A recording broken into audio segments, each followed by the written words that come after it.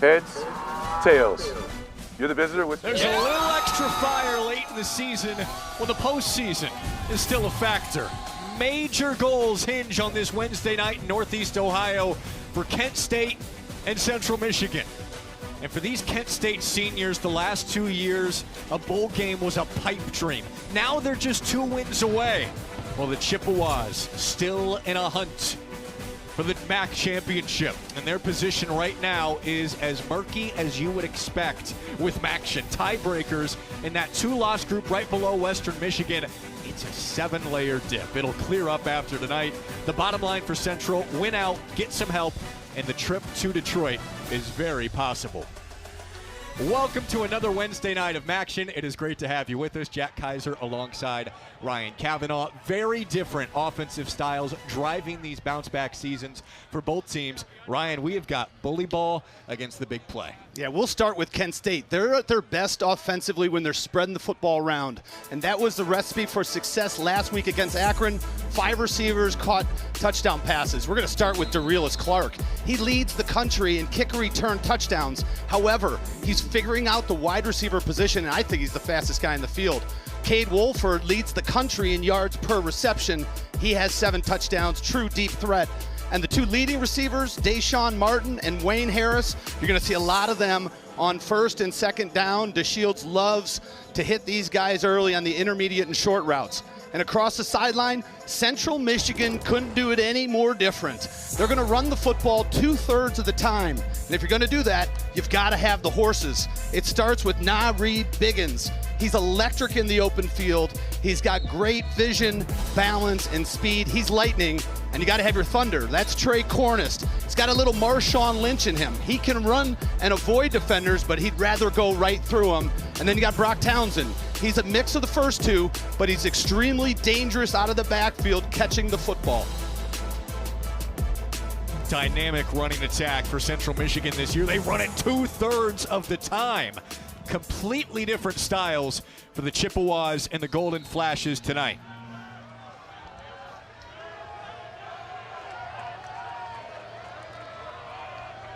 Cade Graham getting ready to send us off.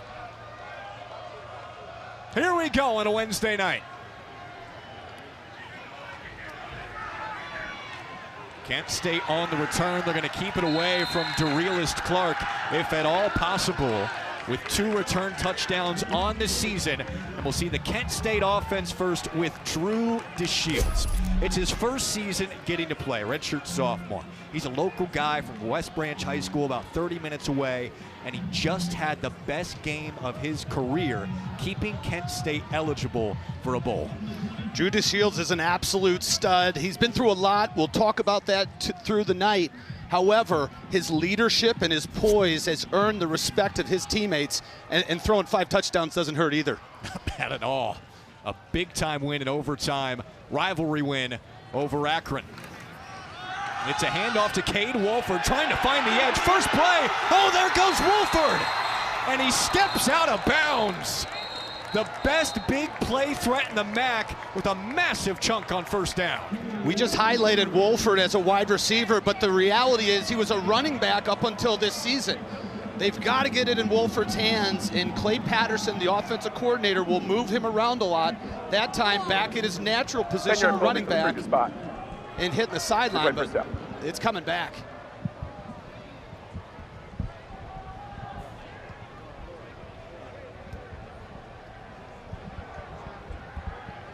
A late flag on the play, and that is a killer for Kent State. Looked like a great start to the game for the Golden Flashes. 1st and 20.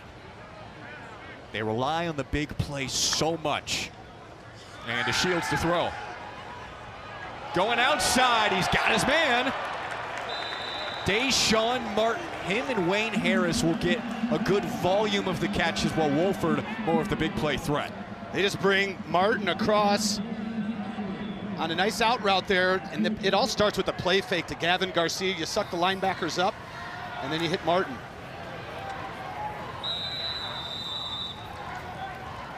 And rush out of bounds to Shields. You know, he's got some decent speed, but he's been dealing with a nagging injury this year. Yeah, ever since the bye week, he hasn't been at full speed. And when we say full speed, this summer, he was clocked at 21.5 miles per hour at top end speed. And he told us this week, I'm faster than just about everybody on our team, but not DeRealis Clark. He's the one guy who can get him. He thinks he's the fastest quarterback in the MAC, but he has the fewest rushing yards in the MAC because of those injuries. Bake it, sling it, over the middle, incomplete on 2nd and long. And setting up 3rd and long, that was intended for Cade Wolford.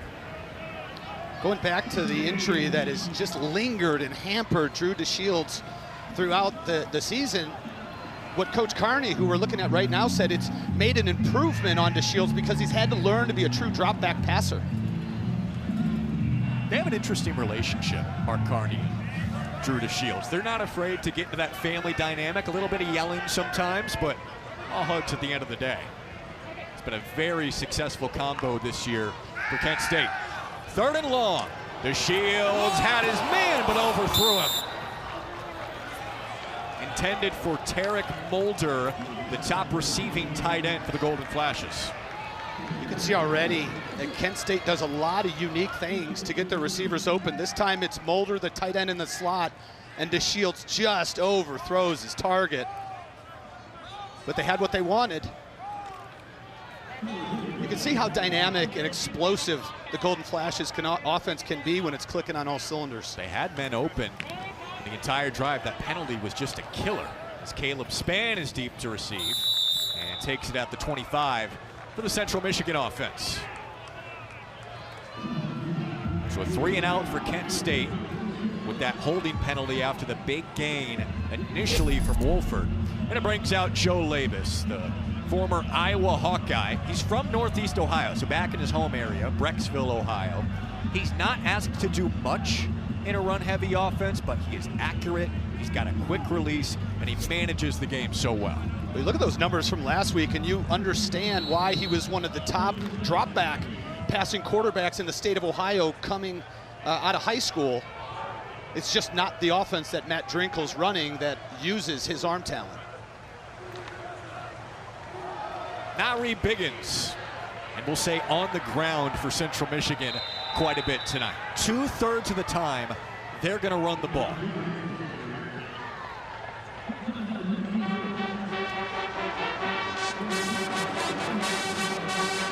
A lot of faith in the offensive line does Coach Matt Drinkle and offense coordinator Jim Chapin have. They'll rotate generally 10 guys in and out. Now they have a couple injuries, so we'll probably see 7 or 8 offensive linemen tonight. But the running attack always starts in the trenches. And Central Michigan values offensive line play so much when you look at the history of the program. Bunch of great linemen to come out of there. Here goes Biggins, finding the edge and a stiff arm out of bounds right across midfield, ushered out by Derek Jackson III. And right on cue, take a look at the offensive line. They're getting to the 2nd level. They're creating a hole that I could have probably made it through. And forget about it with Biggins. He gets the 2nd level, and if it wasn't for Derek Jackson, Biggins is in the end zone celebrating a touchdown. Look at how much Central Michigan runs the ball. I think you would have been able to squeeze through a bit of a tighter hole back at John Carroll in the day. Yeah, maybe. But I also don't have Biggins' speed, so. You said it. He's the Lightning, and Trey Cornist is the Thunder. Got a really nice complement of backs. Throwing Brock Townsend as well. Movement. Off the motion, flag comes out. Already seen Billy Williams once today. False start. Offense, number 58. 5-yard holding. Men's first down. That's on Apisa Pumele, who has slid in at center recently.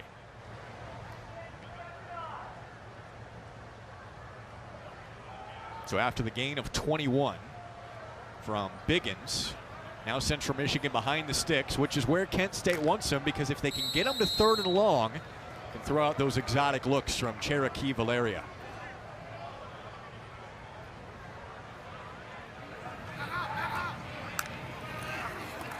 Fake it to Biggins. Labus is met right around the line of scrimmage.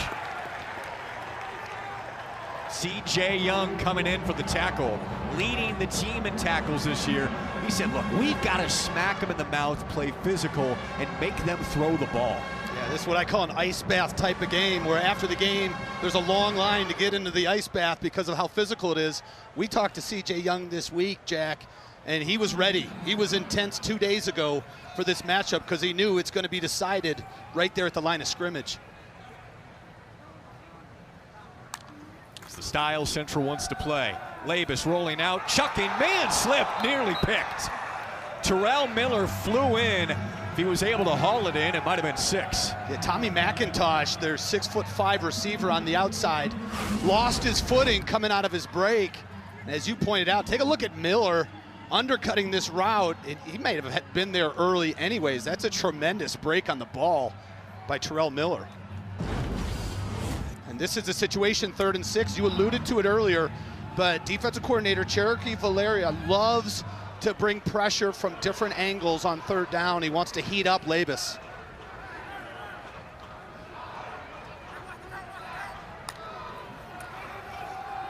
Labus with a pump, going up the middle, throws right around the 40, falling forward Langston Lewis.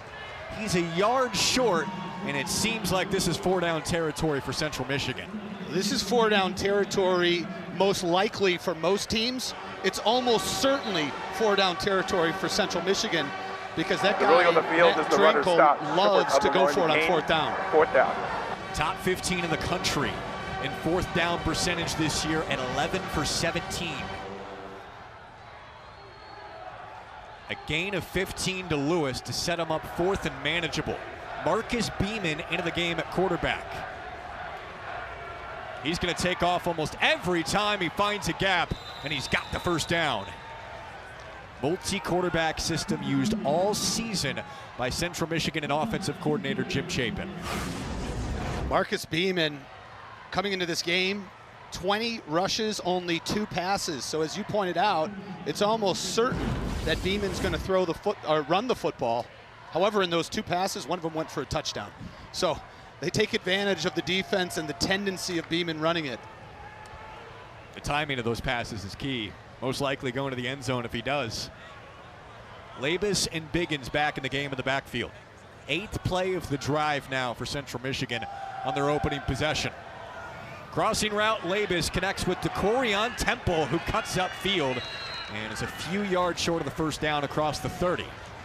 Tackled by Kanan Williams for Kent State.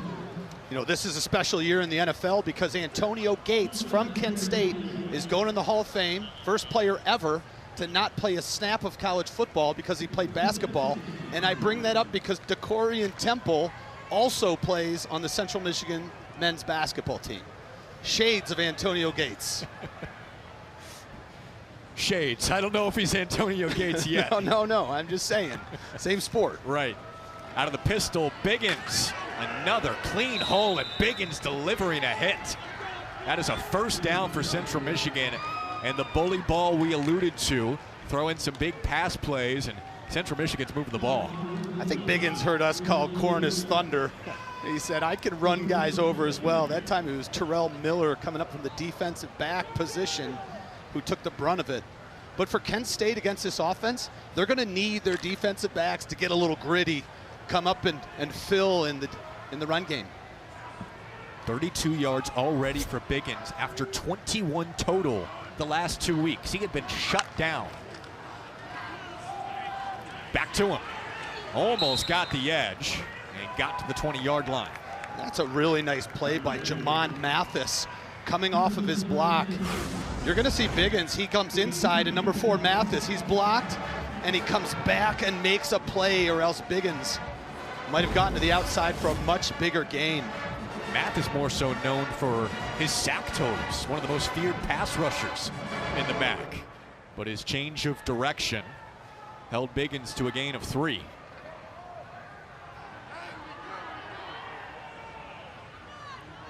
Lewis in motion, fake it to him. Beeman in the game, throwing Biggins. Kent State has men there, and tackled by Mason Woods, the alpha of the Kent State defense, to force 3rd down. 13 tackles last week for Mason Woods. 13 tackles last week for his linebacker mate C.J. Young.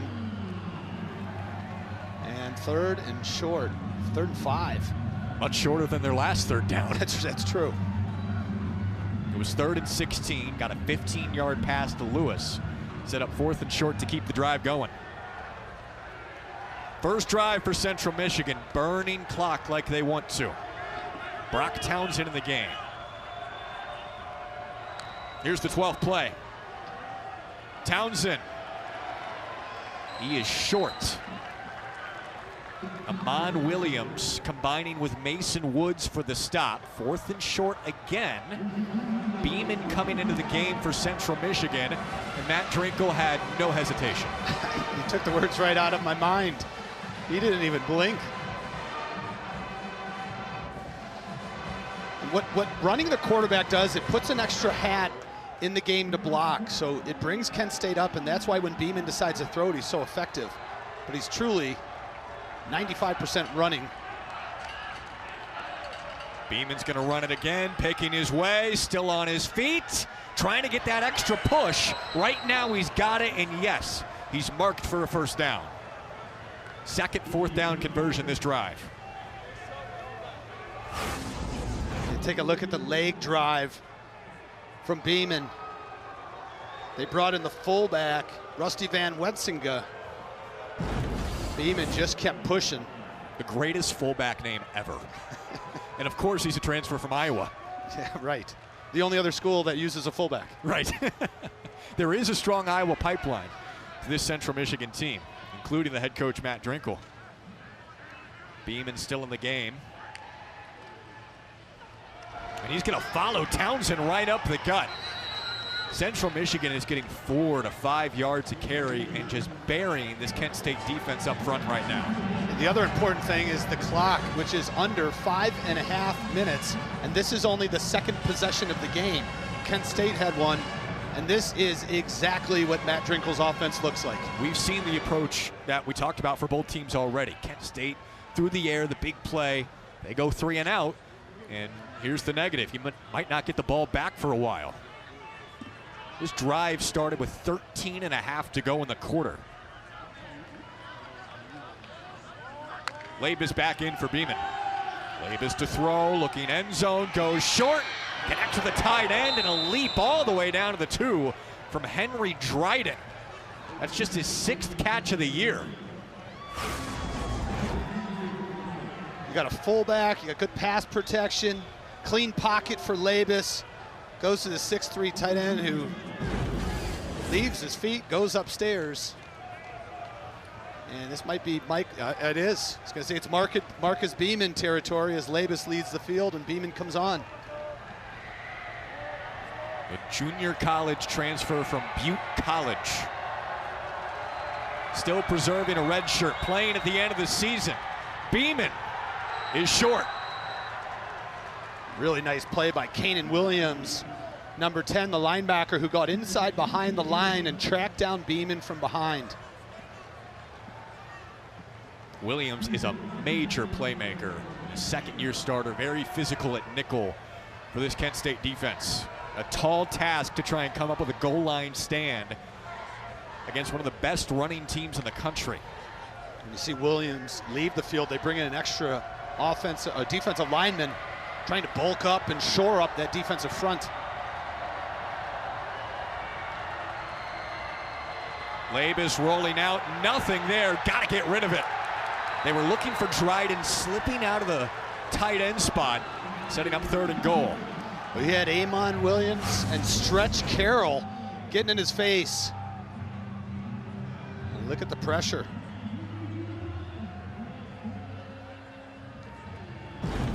It's Bodijay and Williams. And Labus kept trying to stretch out to the sidelines, but he was fading away, looking for somebody to come open. Dangerous pass. Again, you would imagine this is 4-down territory here. 0 for 2 on 3rd down, though, this drive. Beeman back in. He is stopped short. A dog pile about a yard away. They got to go for it, right? They're 2 for 2 this drive. Tell you what, there's a reason I'm in this booth and not the offensive coordinator's booth, because I don't know what you would do here. It would be really heart-wrenching to have an over 10-minute drive and come away with 0 points. And don't forget, this is Cherokee Valeria, the defensive coordinator. He calls his defense the dark side, and he needs one more defensive stand from them on 4th and goal. They haven't been able to get it done yet on this drive. Play clock's at 5.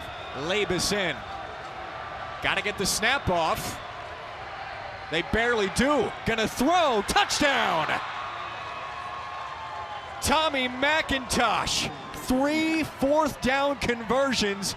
Central Michigan burns most of the clock and they go up. I love the play call. They put the 6'5" wide receiver on an island.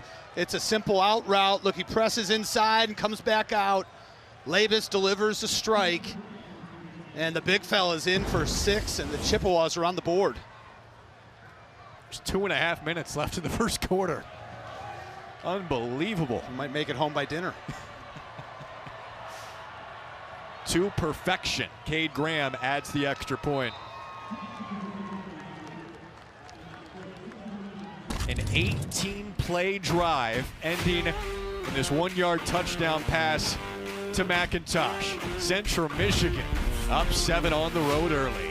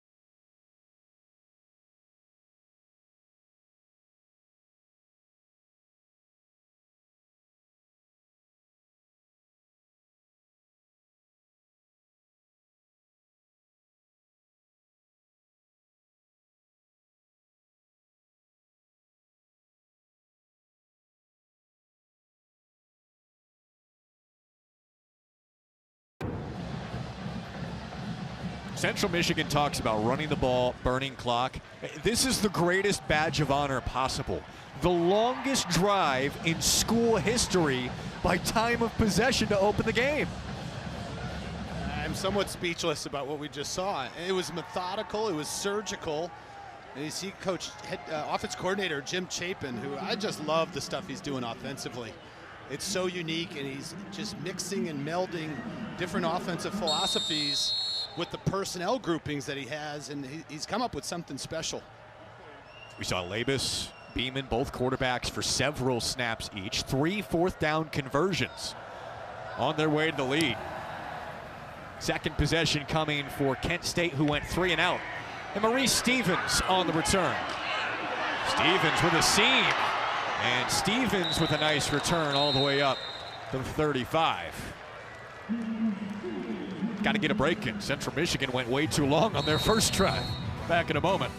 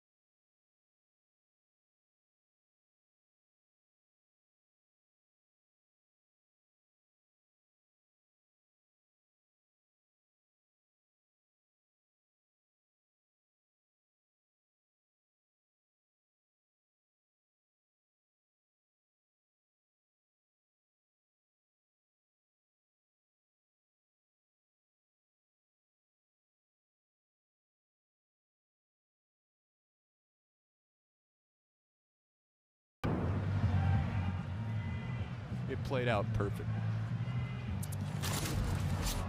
7-0 Central Michigan. Kent State getting ready to start its second drive, and Central Michigan burned almost 11 minutes on their opening drive. Coach Drinkle has always said possession of the football is the most important thing in the game. You can't score without it. I mean, obviously there's turnovers, but his thought is you have to have it to score, and they had it the whole time. Certainly did. And here's our Saturday SEC on ABC college football tripleheader. John Mateer and 8th-ranked Oklahoma hosting Missouri at noon Eastern. Then Arch Manning and 17th-ranked Texas host Arkansas. We cap the day with number 20 Tennessee and Florida in the Swamp. Each game also available on the all-new ESPN app. Kent State has got to put together a drive here. They are a big play offense, and they keep it on the ground. Perhaps that is what Mark Carney, Clay Patterson is thinking, the carry for Gavin Garcia. They have to give their defense a rest. Absolutely. That was a long time. You know, we're talking about how long Central Michigan held the football. The defense for Kent State was out there the whole time. And it's a little different when there's a running attack and these linemen are getting up into your kitchen and you're trying to fight them off and make tackles. It's exhausting. Kent State is the worst running team in the MAC. But Clay Patterson said we're going to have to do it a little bit today. Try and balance Central Michigan. Solid run for a first down across the 45. And back-to-back carries for Garcia. We've talked a lot about the running backs for Central Michigan. Kent State, Gavin Garcia, he led their team in rushing in 2023. Didn't play last year due to an injured knee suffered in fall camp. And then they bring in Jordan Newman, transfer from Minnesota. He's really good with the hidden yardage. Will lean ahead for a couple extra yards after contact. Off 2 straight runs, here's a pass to Shields, pressured, and down he goes. A host of Chippewas got to him, and Heldman, one of the most dangerous pass rushers in the MAC, in the mix.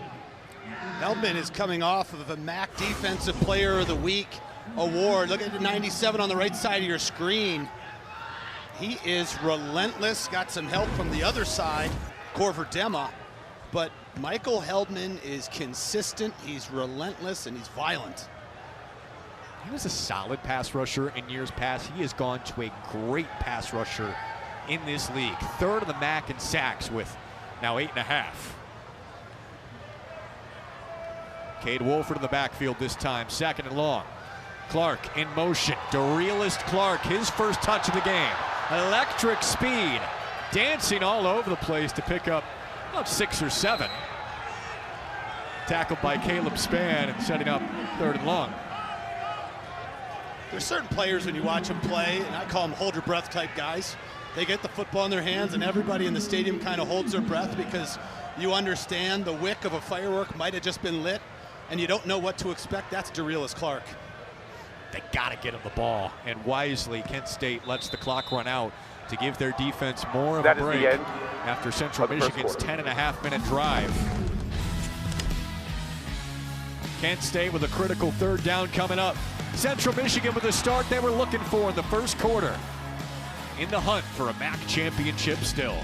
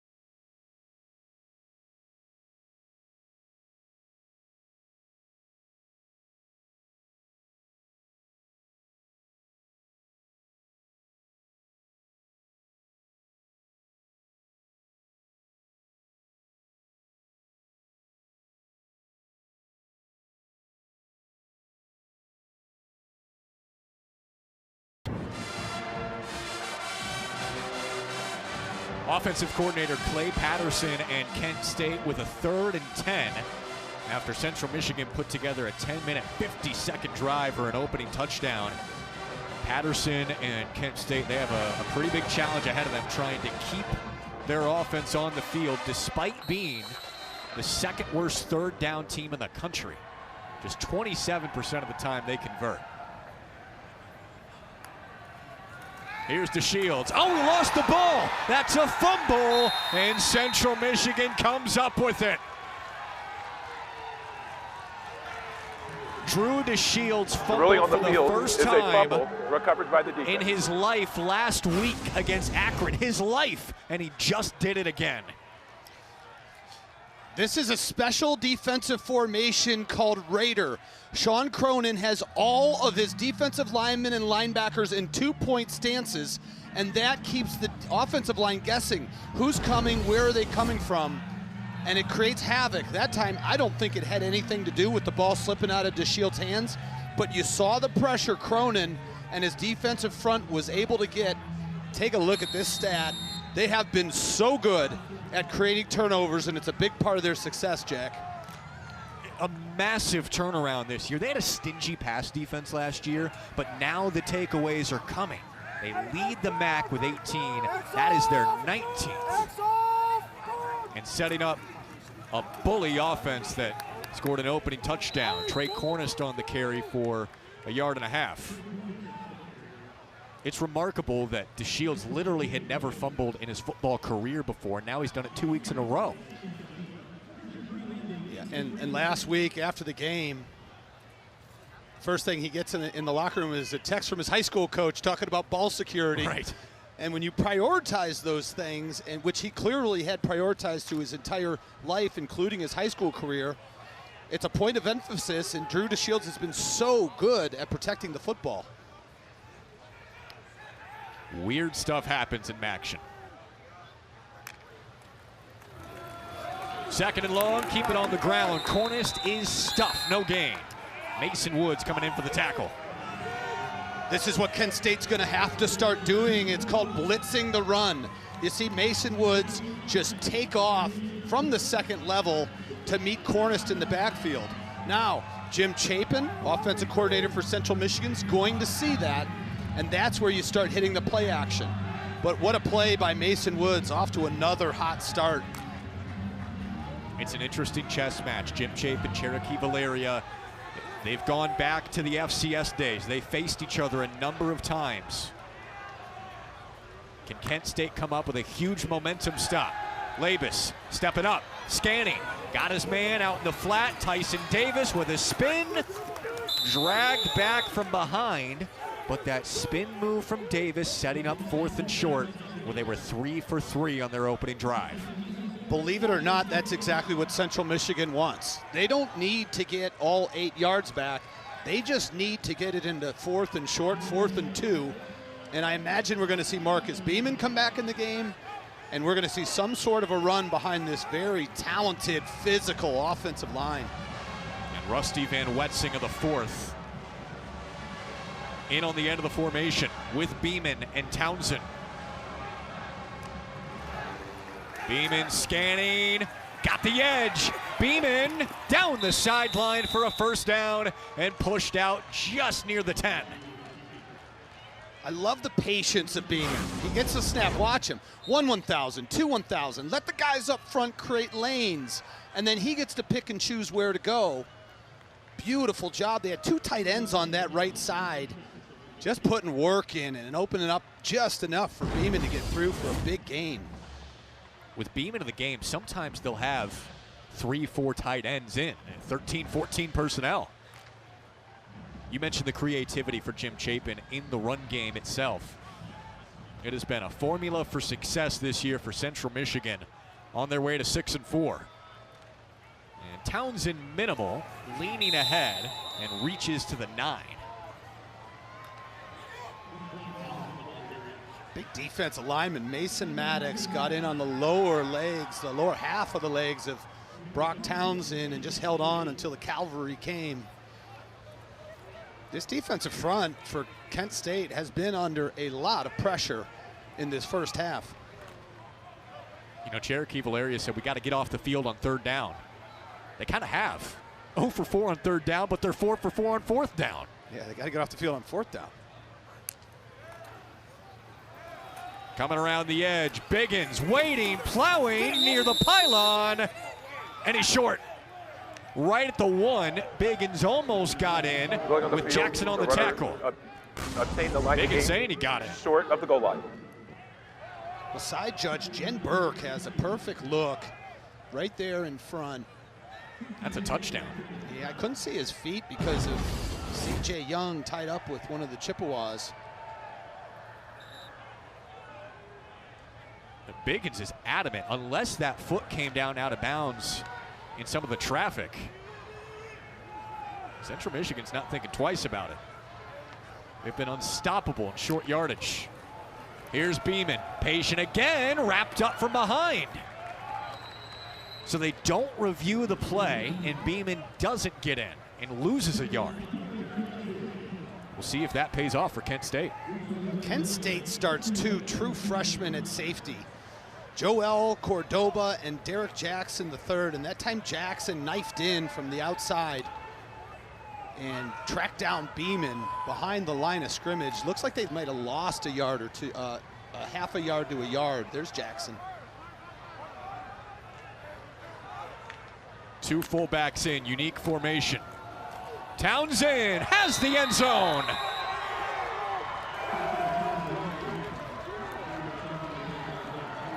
Chippewas bulldogging their way to a 2-score lead.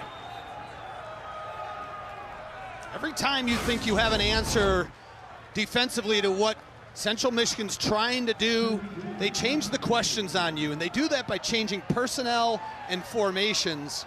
And throughout this first half, we've seen so many different running backs, fullbacks. That time, Henry Dryden, the tight end, had a really good push, key block to allow Townsend into the end zone.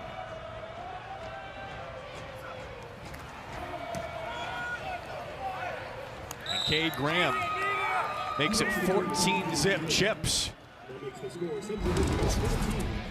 They still are alive for a MAC championship. Question, would they be able to handle Kent on the road? So far, so good for CMU.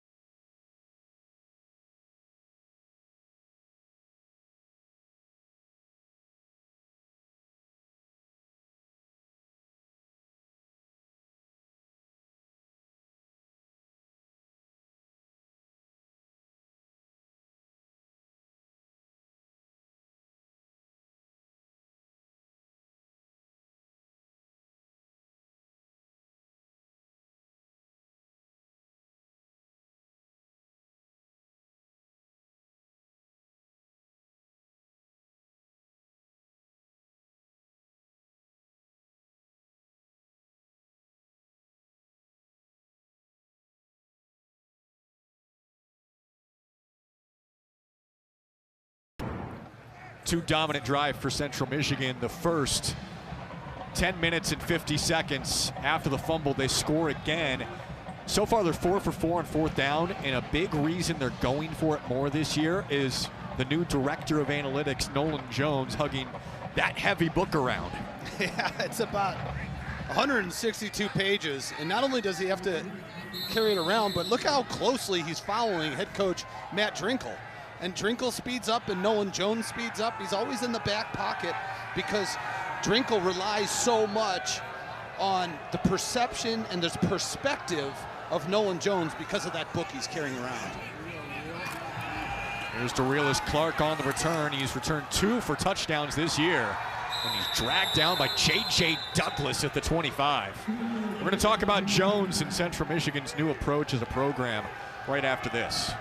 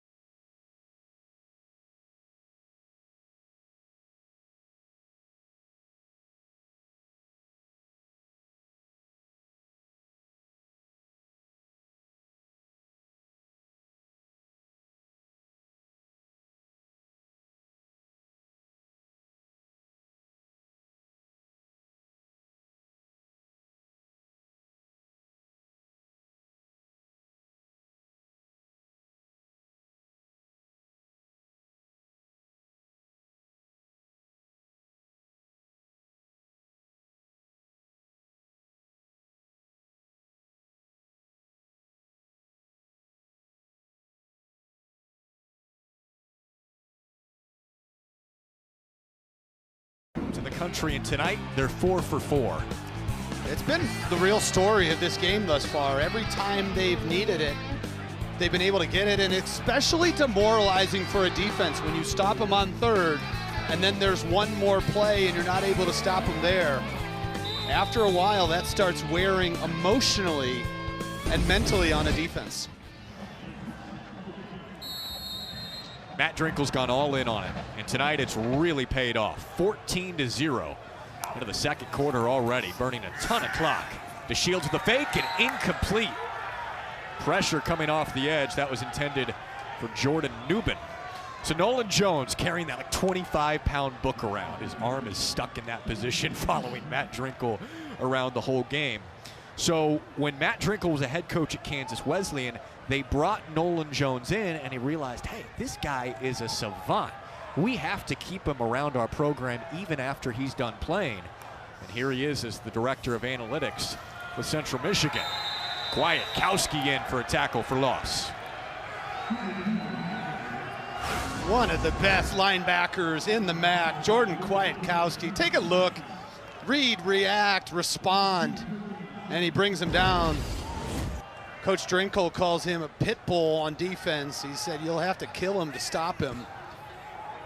Doesn't wear the green dot, not the communicator, because they don't need him to be. He's been in this program for so long and knows the ins and outs of everything happening on the field. Throw out in the flat. Here is Wolford. Got the first down. 25 yards a catch, and Wolford across the 40. And Jordan Kwiatkowski, who we were just talking about, has a shoestring tackle. Look at the body on body from the outside. Great blocking on the edges. And Wolford was one reaching tackle from number 12, Kwiatkowski, from perhaps taking another one to the house.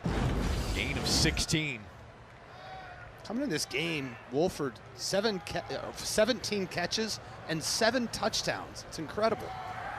It's a heck of a rate. As Garcia is stuck just before the 45. An important first down for Kent State. I mean, Central Michigan dominant so far. Feels like they need points on this drive. It sure does. Points and time of possession. Just to give their defense a break, which you mentioned earlier, Jack. 10-minute, 50-second opening drive, the longest in school history by time of possession. The Shields flowing to his left, throwing sideline. Wayne Harris with the catch, leading the team in receptions this year. He's pretty shifty. You think of him as more of a slot guy, but he'll line up out wide. Yeah, take a look at the footwork of the Shields. He fakes that way, and then he has to get his arms around. Beyond that, you can see him, he's not really running that well. He's got a bit of a bad wheel, but still, he's gutsy. He's going to find a way. It's forced him to be a better pocket passer. That's been an unintended positive consequence. Over the middle, dangerous throw. Harris is very close to Kalen Carroll for Central Michigan.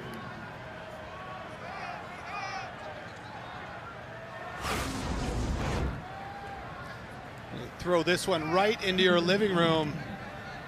And look at Kalen Carroll coming up. Wayne Harris, I think, saw the white jersey wearing number 6 coming at him and put the brakes on a little bit. Yeah, no thanks. Yeah, although Wayne Harris is, Coach Carney's talked about it, that if anybody gets out of line, this is the guy that's going to check him on the Kent State team. Redshirt freshman raved about his leadership. Play clock down to 3. Timeout. Central Michigan had the opportunity to sub defensively, and a timeout's used. Kent State on the move, trying to cut it back to a 1-score game. Get something on the board.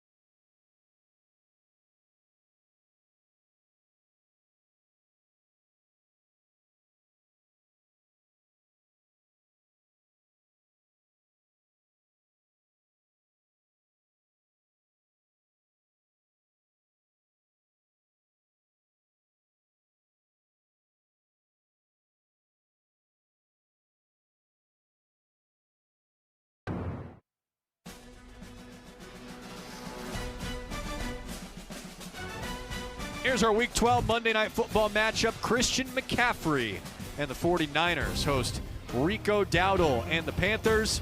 ESPN NFL Countdown will get you started next week. All the early breaking stories, or injury updates and previews of each game right up to kickoff on Sunday, before McCaffrey and the Niners face the Panthers on Monday Night Football.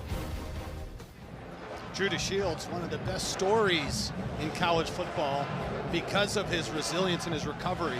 Tore his ACL on the same leg 3 separate times, senior high school, summer of 2023 as a freshman, and then came all the way back and did it again in camp in 2024. Unbelievable resilience. Having an amazing season so far. Stepping up in the pocket, flip it out, catch is made at the 35 on 2nd and long to get some positive yardage. Tarek Mulder. Wrapping up this story on DeShields, the last time he tore it, Coach Carney said there were a lot of tears. Coach Carney didn't know if he'd ever play football again. The next day, Drew DeShields sends Coach Carney a text, 40 lines with a list of things he's going to do, and he said, Coach, I want you to hold me accountable for each and every one of these. And Drew DeShields did everything he said he would, and here he is playing in MACtion. DeShields taking off, flag is in. DeShields has the first down for now through injury and all. We'll see what the flag holds. Might be a hold.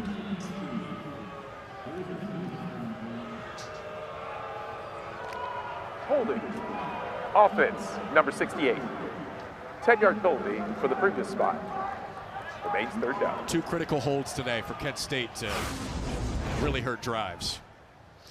Well, this is the effect of Michael Heldman.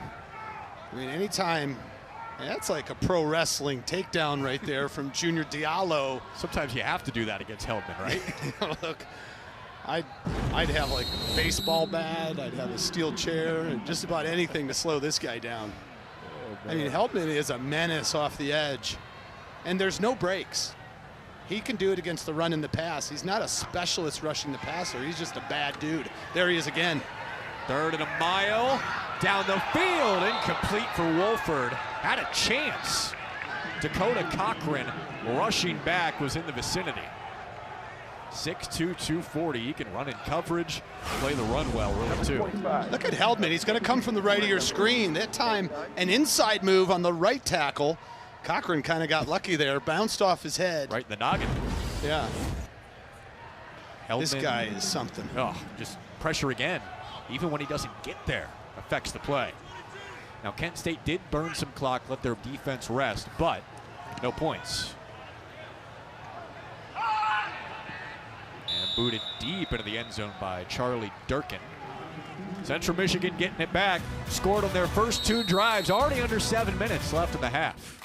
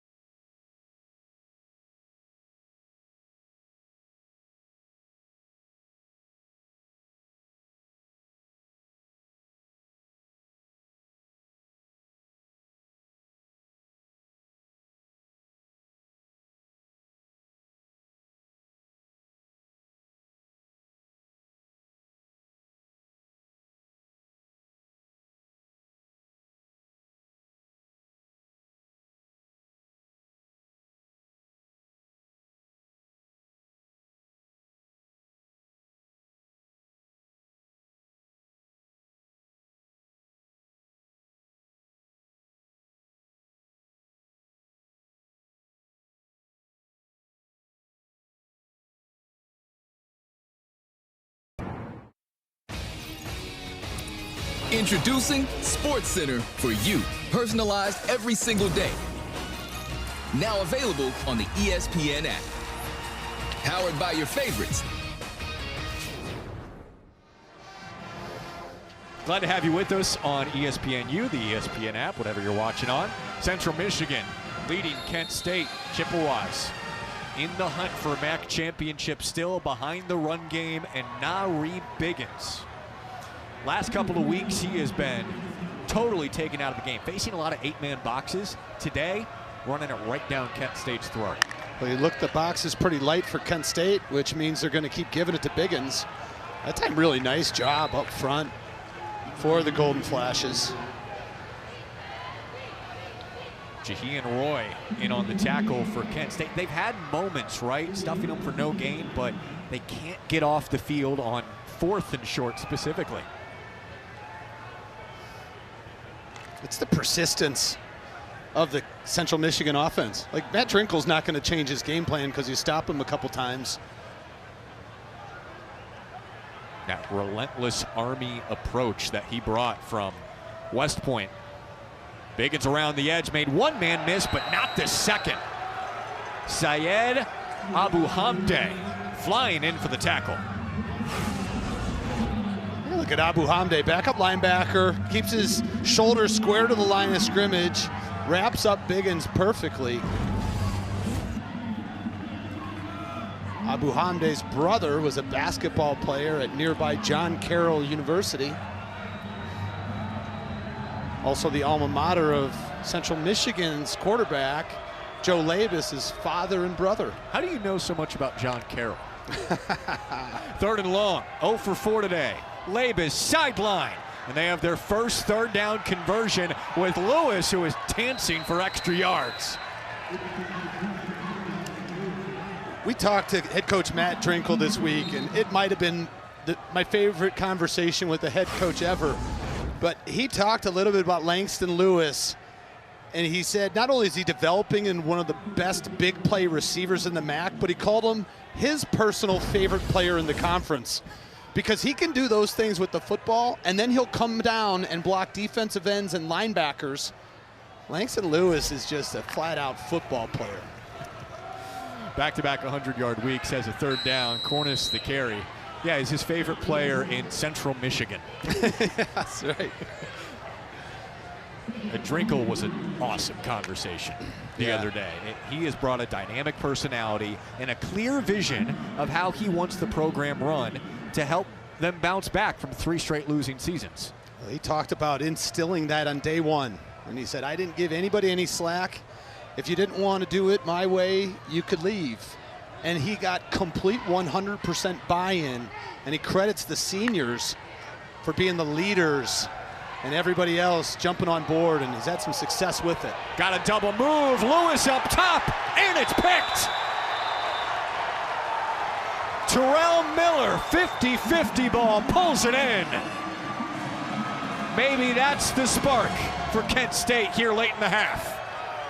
Miller had inside leverage on Langston Lewis and able to go up and get the ball. Lewis tried to take it from him, but the strong hands of Miller, look at the position, brings it in. That's excellent coverage by Terrell Miller.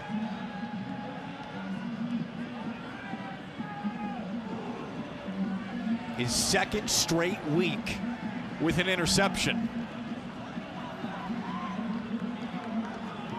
Labus last week threw 2 interceptions. Here's another this week. That's 5 on the season. Yeah, he had 1 pick the first 8 games. Now 4 over the last 2+ games. Just over 4 to go in the half. If Kent State can put together a scoring drive here, they would have to feel really good about where they're at considering how the game started. Absolutely. Yeah, I mean, this is the beautiful thing about football is all you have to do is go down and put some points on the board, and you go into halftime and it's a 1-score game. And they're starting to pick up their offense. 18 yards on the first 2 drives. Penalties have really hurt the Golden Flashes as well in some real inopportune times. Yeah, 2 big holding penalties. Running the ball again. Garcia with a stiff arm down the sideline and delivering a blow. Signaling first down. Boys, we're moving. Gain of 21. Look at the left side of the offensive line. We talked about Junior Diallo, the left tackle, and he gets nice clip, and Gavin Garcia running with his eyes.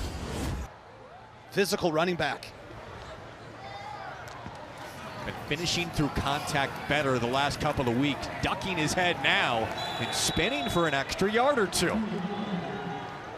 That is a 7-yard gain on first down. Make it 6. Gavin Garcia played in the state of Pennsylvania, which is very good for football. And he has over 130 career touchdowns, which is second most in state history. To his brother, Cage. That's right. Their family has like 1,000 touchdowns running the football in high school. He's so physical, though. Coach Carney said he's one of the most competitive players on the team, and that bleeds through when he has the football in his hands. Whip it out in the flat. Mulder the catch, wrestled down from behind by Kwiatkowski to save the first down. Set up 3rd and short with the clock ticking near the 2-minute timeout. Kent State being very patient with their offense. I doubt they snap it before the 2-minute timeout. Maybe they will.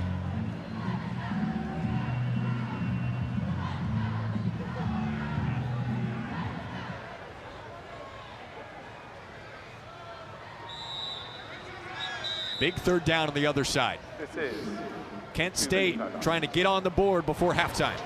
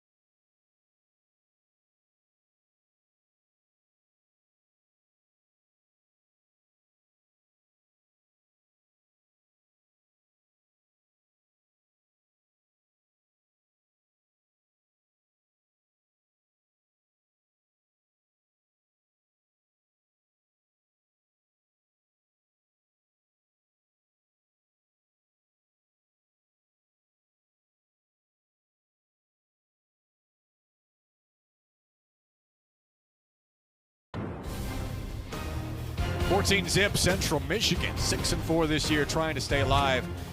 The MAC championship hunt. Kent State 2 wins away from a bowl game. And let's revisit our Monday Night Football matchup. Christian McCaffrey and the 49ers hosting Rico Dowdle and the Panthers, 8 Eastern, 5 Pacific on ESPN, ESPN Deportes, and the all-new ESPN app. Peyton and Eli on ESPN2. Coverage kicks off at NFL Live at 3 Eastern. Then at 6 Eastern, join SVP, the Monday Night Countdown crew. Big third down for Kent State. It is Garcia, stood up at the 40, spins away, and definitively has the first down. It has been all Garcia this drive. We keep feeding him the football the way he's running. Look at the will. What happens is the legs have to keep moving. See how he keeps the legs, pistons, on contact. The good running backs who break tackles and get the yards after contact, are the ones that keep the legs moving. He has had a disrespectful disposition this drive. Jordan Newman now in the game for him. 7 yards a carry so far for Garcia. And Newman's going nowhere. Michael Heldman blew it up along with Kwiatkowski, the 2 stars for this Central Michigan defense. And with 1:45 left, Timeout. it is a timeout. Central Michigan. Taken by Central Michigan, their first. There'll be 30 seconds left. Please set the game. It's interesting. Coach Drinkle's looking to get the football back. 1-2-7. Thank you. He's up 2nd and 11. And timeouts are gold. We talked about Nolan Jones and the analytical approach that Central Michigan's taken this year. Correction. You better save them towards the end of the half. Well, Coach Drinkle talked about it, and I agree with him. I think the biggest currency in football is timeouts, our timeouts. And if you're going to use one, you need to get something for it. And if you don't believe me, there's Nolan Jones following Matt Drinkle around. He'll tell you that. But he talked about having to burn a timeout earlier in the season, and he was so distraught about it because he didn't get anything for it. It was a late substitution situation, and he was upset with himself because they used a timeout. And those things are currency, they're gold in the game of football, especially now when you get in 2 minutes, inside 2 minutes. Those two walk 9 miles a game together. They actually track it. Only one of them's carrying a book around, though. Right.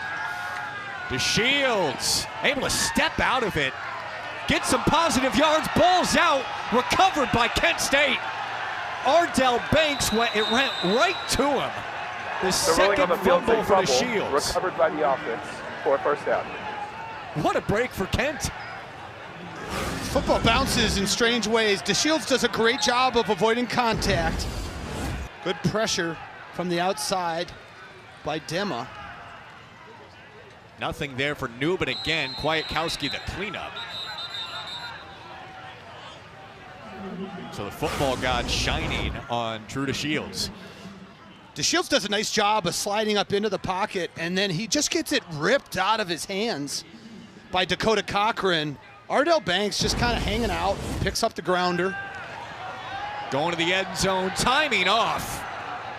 Physical coverage from Kalen Carroll, and there is no flag. Well, if there was going to be a flag, it'd be on Ardell Banks trying to tackle Kalen Carroll. What happened was Banks slipped on the fade route, and as he was going down, he realized, I better try and tackle this defender so it isn't an interception. Officials keep the flags in their pockets. Just over a minute left. Kent State looking for their first points of the game. They have been brutal on third down this year. 2 for 5 tonight. Garcia in the backfield, coming out of the backfield. Throw to the end zone, and it sails. It was Wayne Harris, the closest receiver, and Jayon Jackson step for step.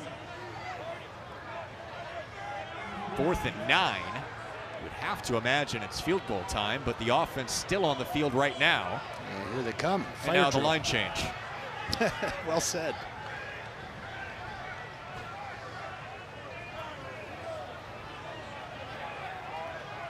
And Will Harisco is a short-range specialist.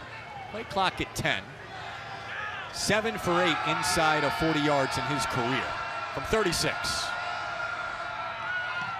Got the hold down late, and it sneaks through.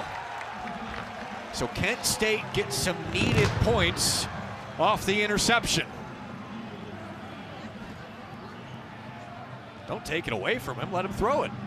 Yeah. Looks like he had some pretty decent form.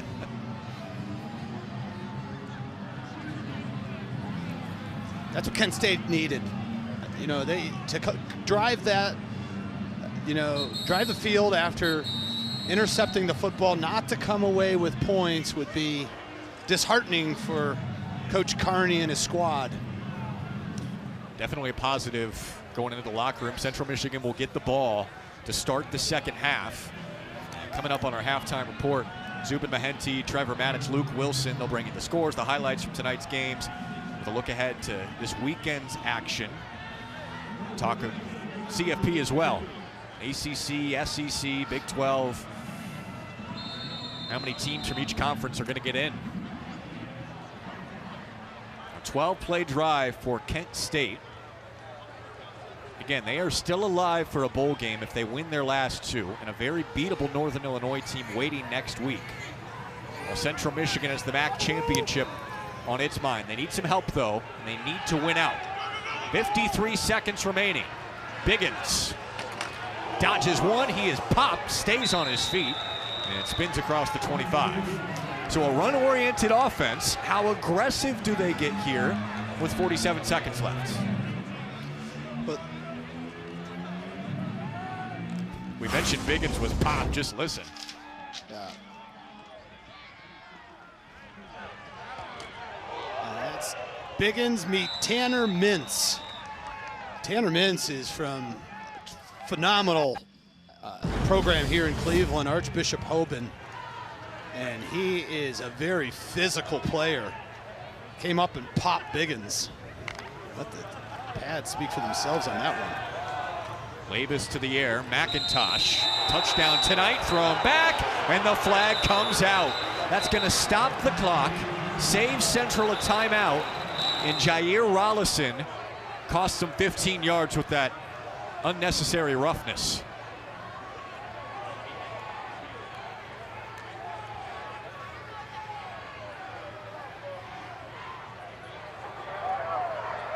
After the play, personal foul, unnecessary roughness, defense, number 22. You know, I understand. For the end of the run.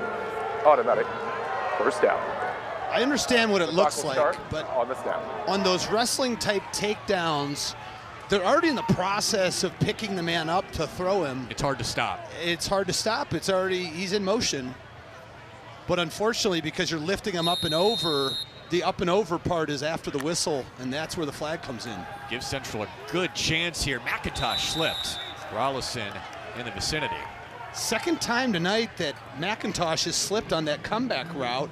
Last time it was to the opposite sideline, and if I'm McIntosh, I'm going in talking to the trainers and saying I need a little bit of a longer spike because these are just not getting the job done right now. Even turf, you never know how the surface is going to react late in the season. It's a dry night, but pretty cool into the upper 30s. It's the cold that can change the surface level even on turf. Labus to throw again, just over 30 seconds left. He'll take off and slide down. Central with 2 timeouts left, and they'll use one here with 24 seconds remaining. Yeah, Labus slid short of the first down, so the timeout had to be used there. Timeout. I think he knew he wasn't going to get out of bounds. And with 1 timeout left, That'll be 30 seconds in left. Central Michigan Reset the clock. approaching field goal range. 27 seconds. What a job Matt Drinkle's done in his first year as the head coach, taking over for Jim McElwain. 3 straight losing seasons. Drinkle comes from Army. And first-year head coaches in the Central Michigan program have traditionally had a lot of success. Drinkle no exception.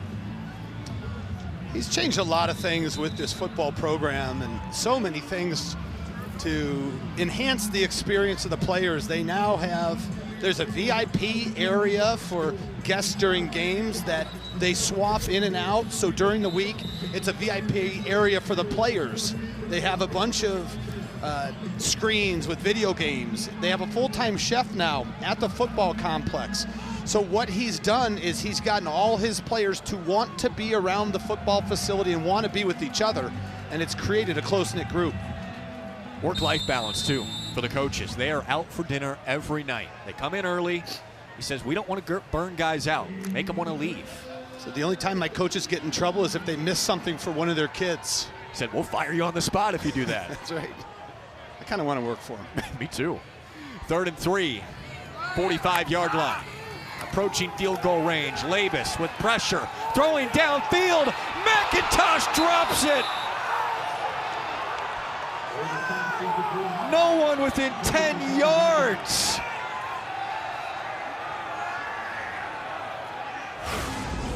Tommy McIntosh runs the post. Watch Labus climb the pocket, avoid the rush, and puts it right where it needs to be. And you see McIntosh look away right there. Oh, it hits him in the face mask also. Looks away at the last second. McIntosh is coming off of one of his best games as a Chippewa last week. 5 catches, 85 yards, and a touchdown. And you can just see the pain in the body language. Central Michigan, their 3rd and final of that. Pain in the body language of Tommy McIntosh.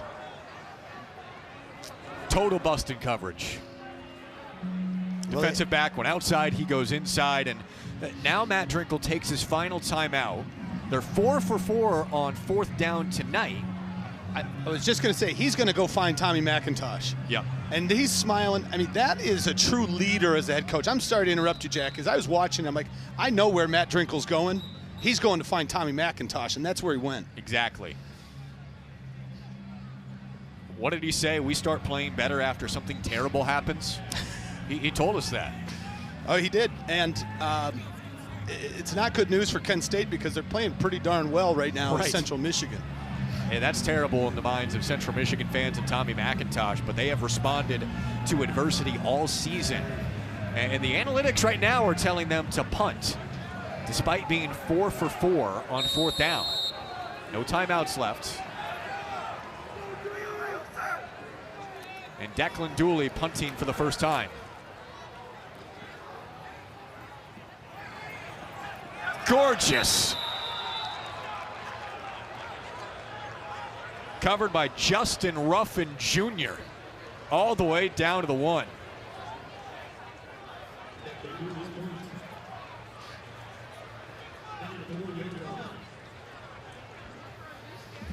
Interesting. You know what Kent State's going to do here, but you would assume Central Michigan maybe takes a chance, throw everybody up at the line, right, and sell out for a safety. If I'm Drew DeShields, I'm going under center and I'm doing whatever Kent State's version of the tush push is, to just get on your center's back and go down, protect the football, and get yourself into the locker room. And there's no timeouts for Central Michigan, so and they're in the shotgun. Interesting. They're gonna run it. That was dangerous, but Garcia dances out. Kent State's got to feel a little fortunate, and they'll run the clock out.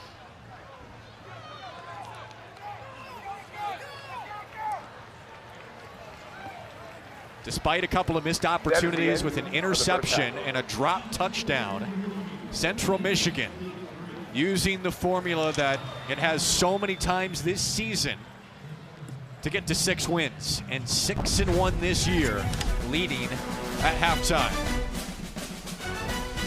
Kent State fans hoping they can get to a bowl game with 2 wins at the end of the year. They got a long hill to climb, trailing by 11 at the break.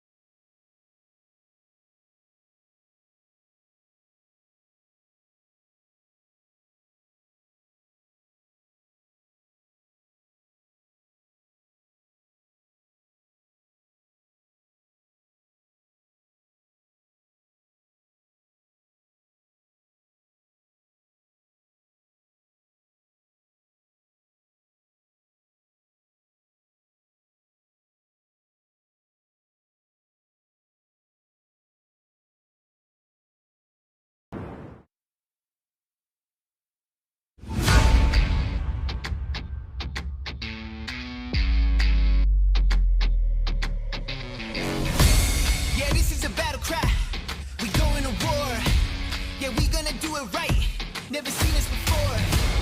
Yeah, this is a battle cry. And we give it all. Yeah, we gonna do it right. Crisp Wednesday night. Great night for some MACtion. Central Michigan and Kent State. Golden Flash is 2 wins away from a bowl game. Central Michigan still in the hunt for a MAC championship. Getting ready to start the second half. It is great to have you with us. Jack Kaiser alongside Ryan Cavanaugh. Matt Drinkle said when he took over the job at Central Michigan, MACtion and cold weather's coming. How do we win those games? We run the ball. And they've done it very well this evening. Running the football, time of possession, putting points on the board. Everything he wanted to do, he did it. As we take a look at the first half, and it was all about Nabri Biggins and getting that ground game going. They certainly did. Biggins with some huge gains. 2 big first drives, a 10.5-minute drive to open the game for Central Michigan. And Biggins almost got in the end zone himself.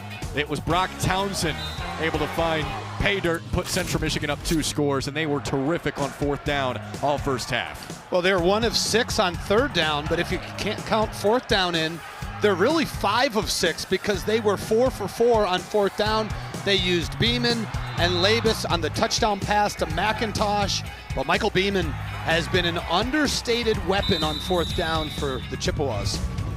Had not played until a couple of weeks ago. Angel Flores goes down. Beeman comes in. He's been a great compliment to Labus. First half stats, you know, they're not too lopsided compared to what it felt like because Kent State did move the ball at the end of the half. These stats show me a tie football game. If you took out the score, you would think that these 2 teams are tied. It was the dominance in the first quarter of Central Michigan. However, Kent State showed an affinity and ability to move the football towards the end of the first half. But Central Michigan is 6-1 leading at halftime. So positives for Kent State. Central Michigan exactly where they want to be. Nolan Jones going through that analytics playbook. It looks like it weighs 25 pounds. An interesting comment that you don't think about when you think about the analytics guys is that Coach Drinkle said he doesn't get a mental break the whole game. Whereas when your defense comes out off the field and your offense goes on, they get a physical break. They may get a mental break. Nolan Jones is on the entire game because he's running analytics for the offense and the defense. It's like running proofs. This happens, so we could do this, this, or this. Got a fair catch, and Central Michigan starting with the ball here in the second half feels like a must stop for Kent State. I would agree. And you certainly don't want them to start the second half the way they started the first half. Take a look at that drive to start the game, and that's what you want to avoid if you're Kent State. 18 plays, 10 minutes, 53 seconds. The longest drive in Central Michigan history by time of possession. Labus did throw a pick near the end of the half. That led to 3 points for Kent State. Also a drop touchdowns from McIntosh. Here goes Biggins. And out of bounds after a solid gain on first. Biggins was so steady in the first half. This is what you call running with your eyes. Watch, Biggins starts off to the right, and then because of the offensive line play, he realizes I can take this ball around left edge. He does so with great success. He was a safety a couple years ago. Yeah. Barely even playing. He makes the position shift. Now having a terrific season as a redshirt senior. Makes you wonder where the ceiling is for Nabri Biggins. The jump cut, and he is met in the hole. 8 tackles for Mason Woods in the first half. That was C.J. Young, his linebacker counterpart. C.J. Young was a safety, walk-on here. That's Mason Woods, but C.J. Young was a walk-on, was a safety. They put him at linebacker last year because of depth issues, and this year earned a scholarship. Wasn't even going to play college football. His father talked him into it. His dad played here at Kent State. And what a wise decision by his father, because C.J. Young is a baller. His dad, the one who announced the scholarship in front of the team. Such a cool moment in the spring. As Labus faked the jet motion and delivers a blow across the 40 and marked down at the 43, setting up 3rd and short. Central Michigan not good on third down in the first half, but they were 4 for 4 on fourth down. Take a look at this collision. Terrell Miller comes up. Labus is 6'4", 210. He missed the back half of last year due to an injury. And as Coach Drinkle said, he crushed rehab, added a little extra weight. Pays off that time as he wins the battle against Terrell Miller.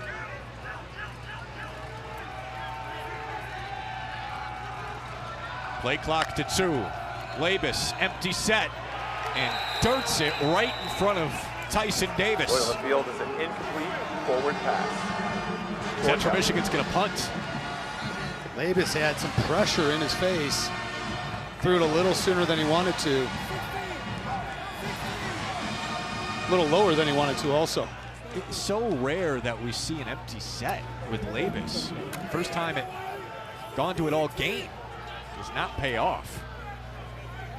So Dooley punting for the second time this game. And this is returnable. Harris dodges a couple, so Kent State gets the stop they need. A score here, and they are right back in the game. It was a slow start for the Golden Flashes, but here they are with a chance to cut it to a one-score game early in the third quarter.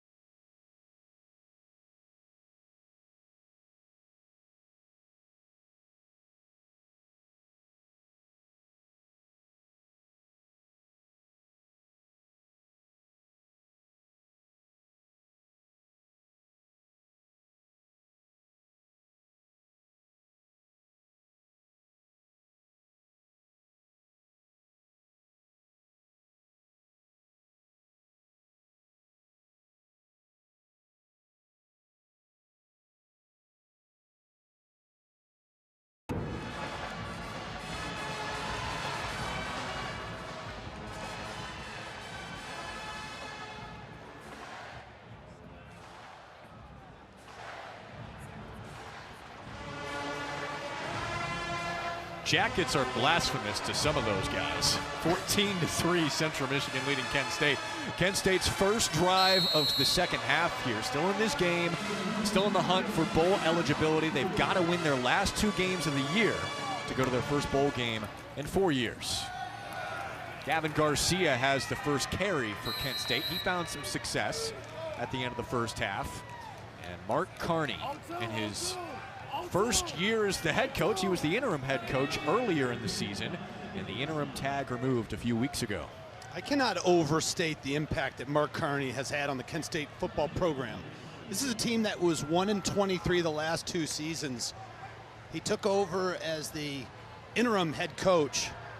We talked about C.J. Young earning a scholarship. When they removed the interim tag from Mark Carney in front of the team, it was as if each one of the players earned their own scholarship. They were so happy for him. Little misdirection to Cade Wolford, who leans ahead, and he's a yard shy. Going back to Carney real quick, he talked about, like, how do you turn a team around? How do you do that and put them 2 games away from being bowl eligible? Nothing short of remarkable, but he said that they had meetings and they realized that everybody had to be accountable for the standard that Coach Carney wanted to put in. They had to decide, are we good enough? And despite the record or what people say, do we believe we are who we are? And we had to embrace the hard stuff. They've done, check all those boxes, because they're here in position, again, battling one of the best teams in the MAC with an opportunity to be bowl eligible. 3rd down, and Garcia leans ahead for the first down. Keep the sticks moving, critical drive early in the half. Yeah, what a capper it would be on already a successful season for Kent State to be able to go to a bowl game. That was unthinkable over the last 2 years where they were 1-23.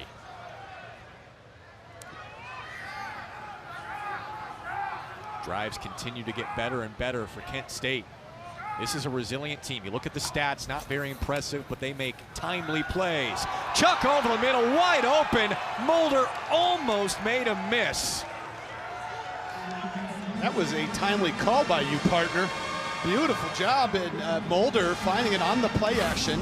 They run it to Gavin, and then they pull it, and they hit the big fella, who almost breaks it for a much larger gain, but Maddox Blackwell was there to trip him up. Light on the feet, Mulder.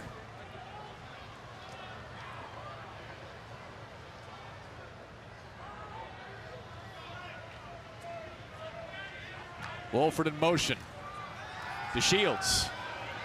Dancing ahead. It's some extra yardage. And through all the nagging injuries, the hamstring that he's had this year, he's actually looked pretty mobile today. And right now, Heldman is on a knee for Central Michigan. For an offensive injury. Along with Dustin Morrell, the center for Kent State. So a couple critical players for each unit. Morrell's been the best offensive lineman, period, for Kent State this year.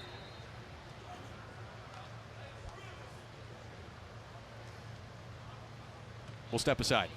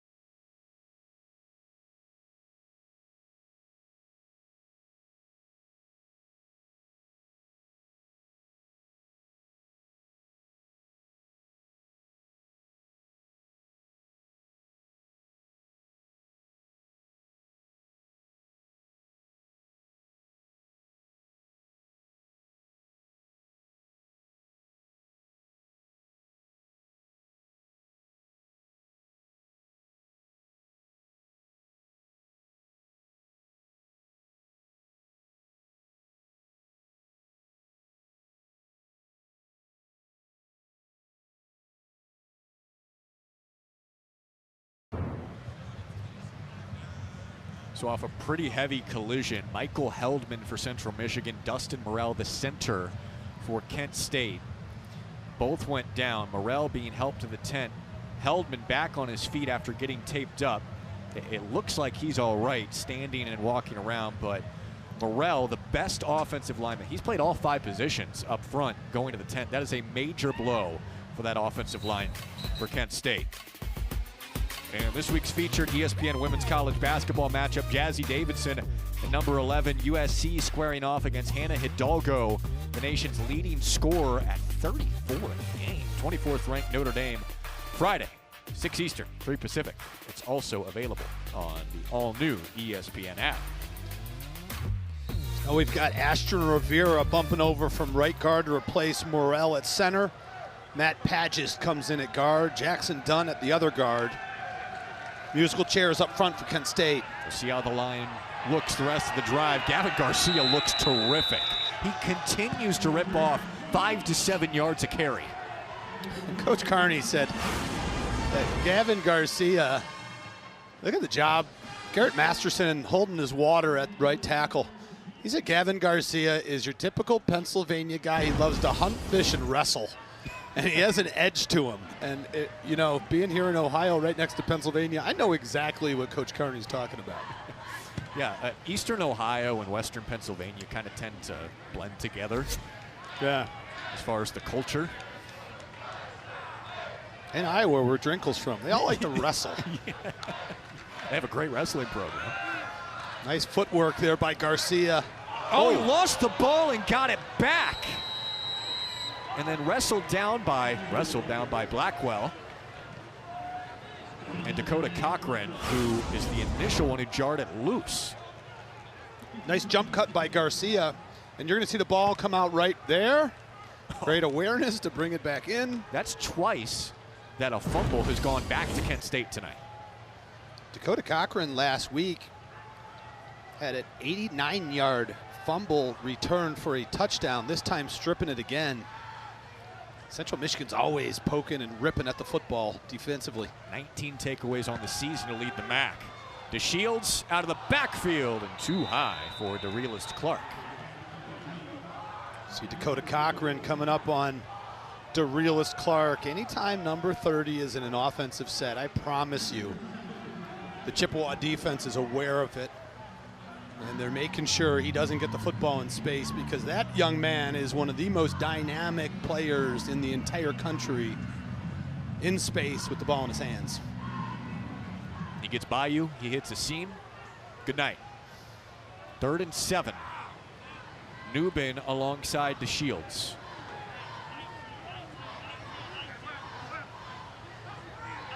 Play clock to 2. They're going to run it on 3rd and 7. Taken down immediately. Corver Demo was all over it. Interesting play call on 3rd and long. Yeah, I think it was 4-down territory. They were looking to get some of that back. Dema had different thoughts about that. Did a great job of getting upfield. There's Sean Cronin. Does a terrific job as a defense coordinator. He's been around the block, seen a lot of things. And defensively, look at, they're back in the Raider. All the linemen are in 2-point stances. 4th down, DeShields can't get away. Heldman got him. So this is the Raider defense, Jack, where all the linemen are just in 2-point stances, sprinter stances, ready to go. And take a look at the rush by Heldman to the right of your screen. He's working on Garrett Masterson. Look at that. It's very rare to see this, and just too fast for Masterson. Gets his arms on DeShields, brings him down. Again, coming off an all-MAC Defensive Player of the Week performance. Heldman trying to go back-to-back, and he's putting in work tonight. 2 sacks, 9.5 on the year. After 9 sacks over the last 3 seasons total for Heldman. Completely new dimension this season. Central Michigan back to it with Beeman. And a 5-yard pickup on 1st down for the running quarterback for Central Michigan. Mason Maddox is down for Kent State.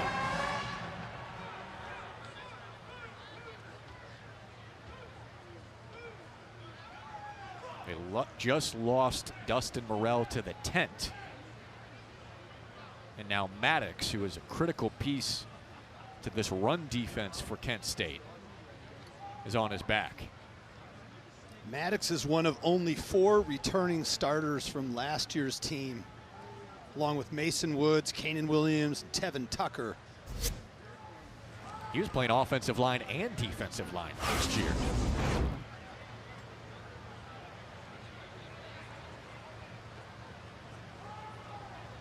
So Maddox just stands up, kind of grabs his back, and then he falls down. Still grabbing his back right now, lower left side. And walking off under his own power. Yeah, they're pointing to the ribs, back area. Have some muscle, but man, I don't want to speculate. I'm just glad it's not a lower leg non-contact injury. Yeah, never want to see that. So Beeman will stay in the game now. Just ran for 5. JUCO transfer from Butte College in Northern California, where Aaron Rodgers played his freshman season.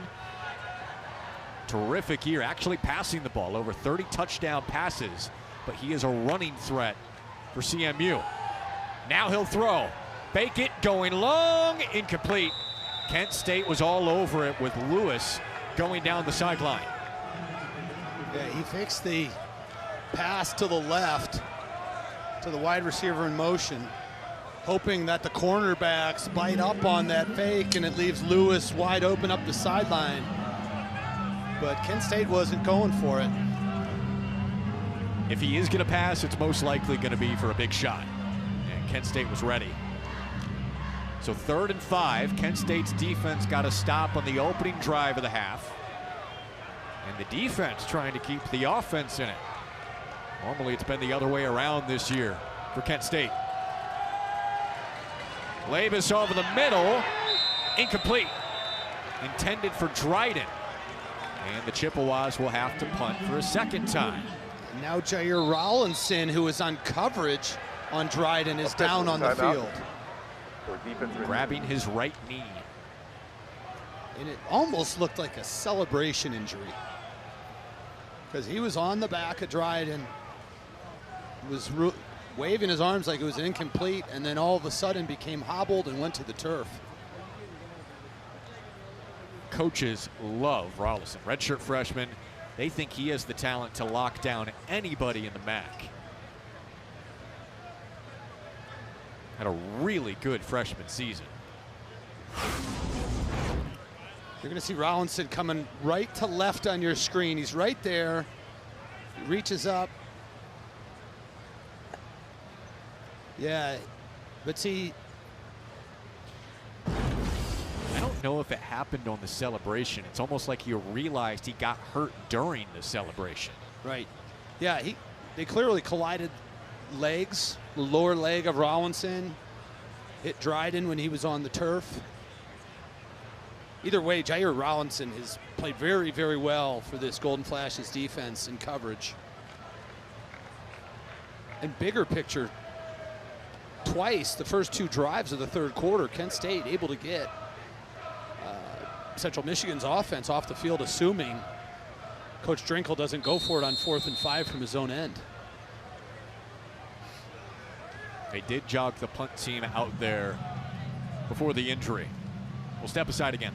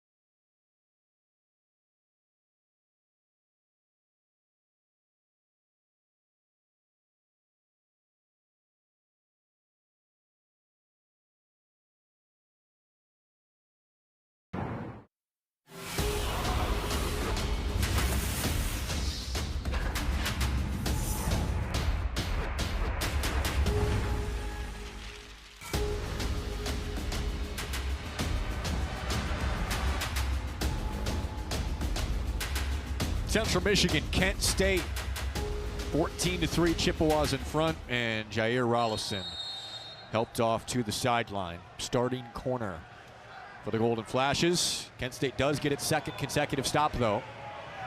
Punted away by Dooley, the Illinois transfer, and Harris makes the fair catch at the 17. College football playoff coming up real quick. Here's the projected bracket based on the current rankings, with Tulane as the group of 5 team that is ranked and would get the automatic bid as a conference champion out of the group of 5, one of the highest ranked, 5 highest ranked conference champions. That looks like a pretty tasty bracket, doesn't it? Sure does. What, Curtis Signetti, Indiana. What a job he's done. Yeah, actually head coach when Jim Chapin was a running backs coach at IUP back in the day in Division II. DeShields off target on his first throw.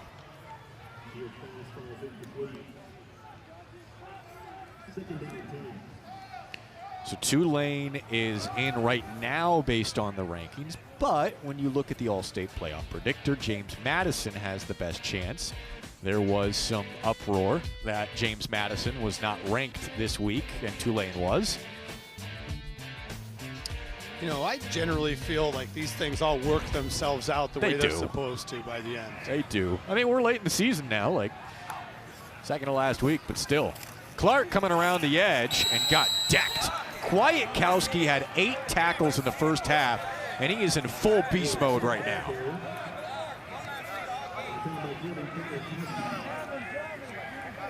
He's the one who gathered the team in the locker room after the Buffalo win and told them, we've got to lock in right now because this is not the same Kent State team that we're going to be facing.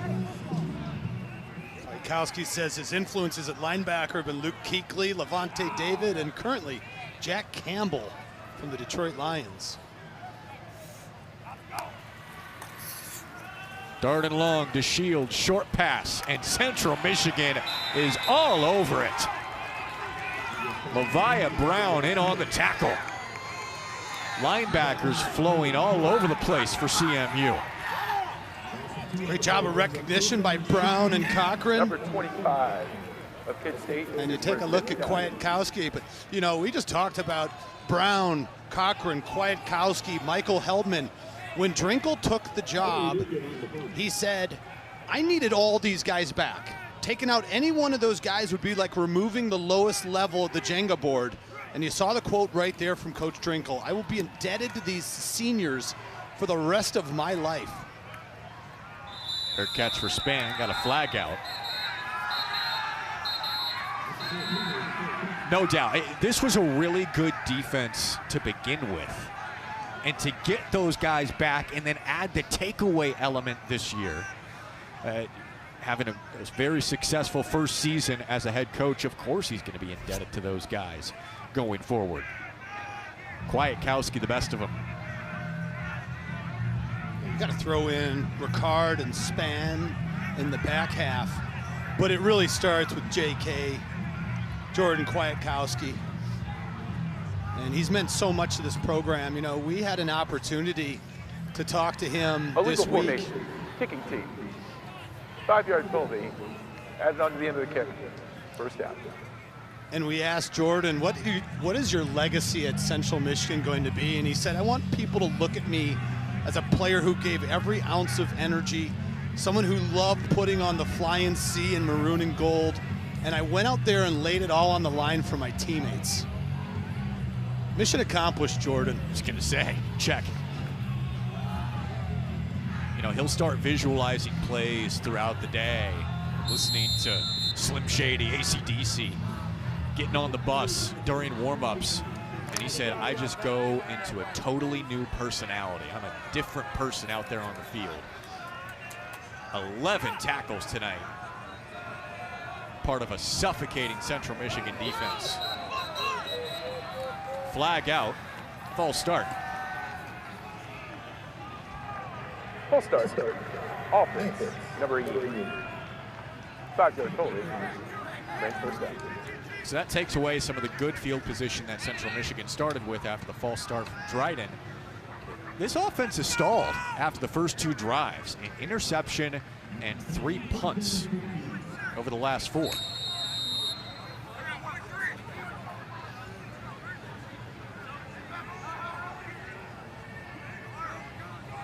And a drop touchdown, too, from McIntosh. That led to a punt at the end of the first half.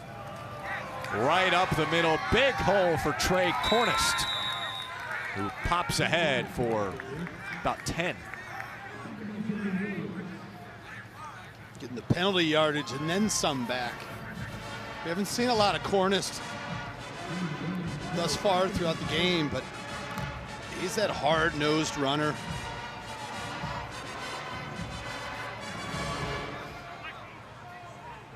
Cornist and Biggins have been a terrific combo. Townsend is a 3rd down back. Back to Cornist. Collision right around the line of scrimmage and falls forward for 2 to make it 3rd and 2.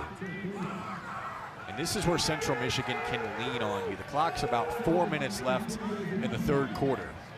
Defense has been terrific. They've been running the ball all game. Kent State has been bad against the run this year, although decent tonight. Can start to wear you down. It's exactly what Matt Drinkle wants.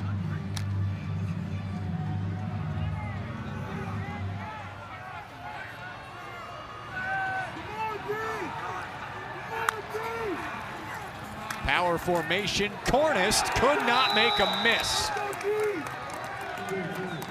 Stretch Carroll dove in to blow up the play, along with Mason Woods. Stretch Carroll playing off the edge. Watch how he gets down on the lower body of the running back and unable to move the legs. Woods cleans him up. And Central Michigan is going to elect to punt here on 4th and short, put it back in their defense's hands. I think we've seen the punt team of Central Michigan more than in any other game this year.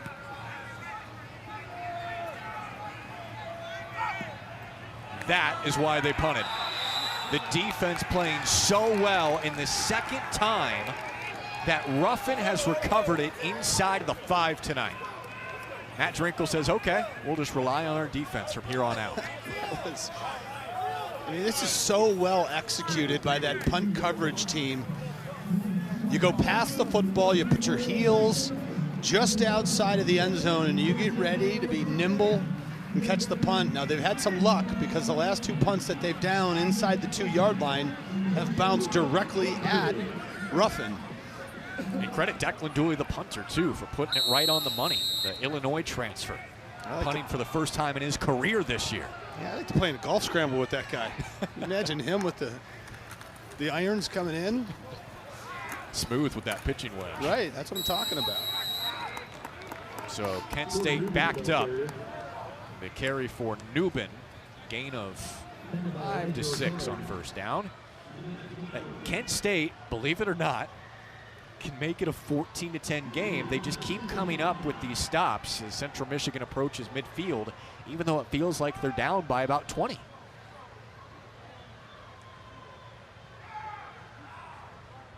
Kind of the story of their season, just hanging in there. Newbin again, and 3rd and short.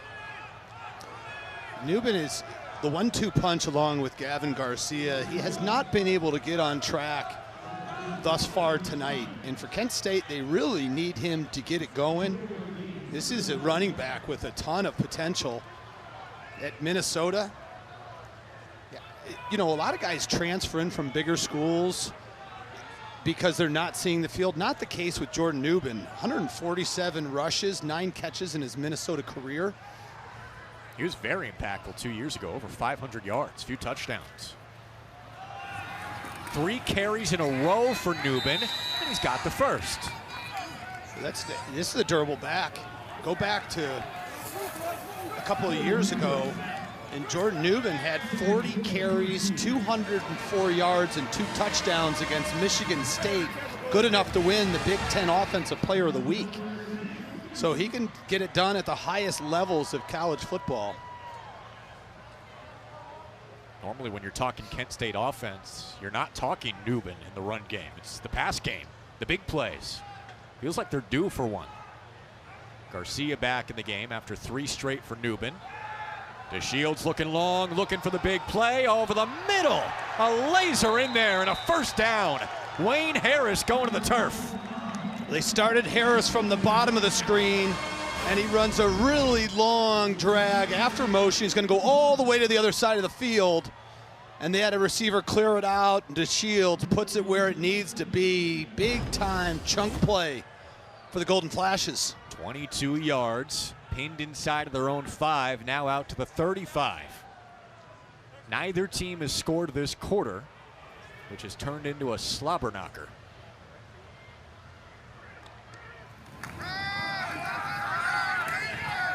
Garcia with a minimal gain.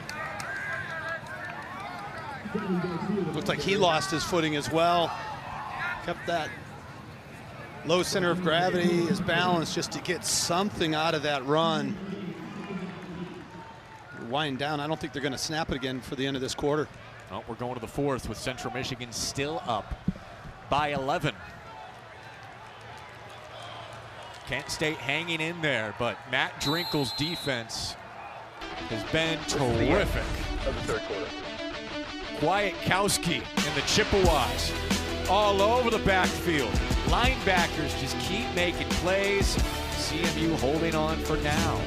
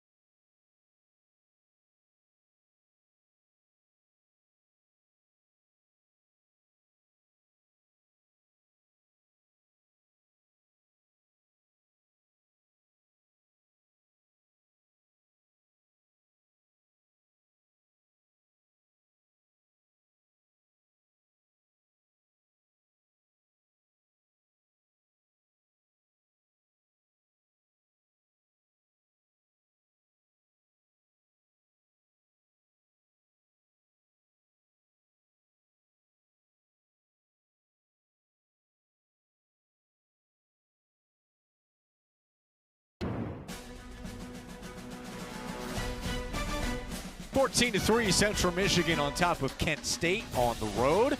Start of the 4th quarter. Pretty nice night for late November. Could be a lot worse. Upper 30s and dry. These guys are diehards. waiting for a big play from their Golden Flashes offense. From inside of their own 5, Kent State on the move. Connection with Deshaun Martin. A first down again. What I love about this catch by Deshaun Martin is his use of his hands, full extension to create separation from the defensive back. Martin and Harris, the top 2 receivers, and Martin having a breakout year. Look at the job. Look at the hands reaching away. He can feel the presence of the defensive back on his back. Full extension, bring the football in. Great job by Deshaun Martin. DeShields flushed out, chucking deep, coming back. Martin got it. What a catch. Elite body control on the sideline.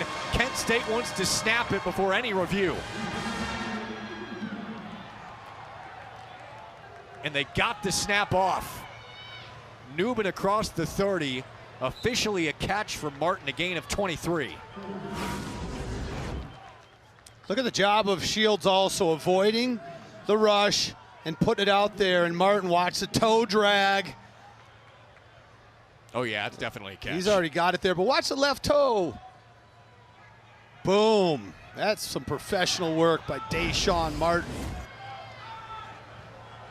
Back-to-back first down catches for him. Kent State with their best drive of the second half so far.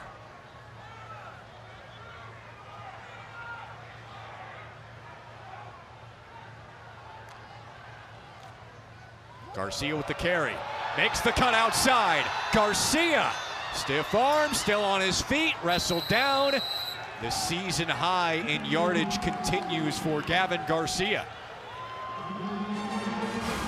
I love the decision making. Watch, he takes the football, jump cut, and then he just puts it into the next gear. Fancy footwork here at the end. I'm gonna jump this way, got nowhere to go. Gets brought down, but not after a big play. Gavin Garcia, have a night. Up to 84 yards after the gain of 12.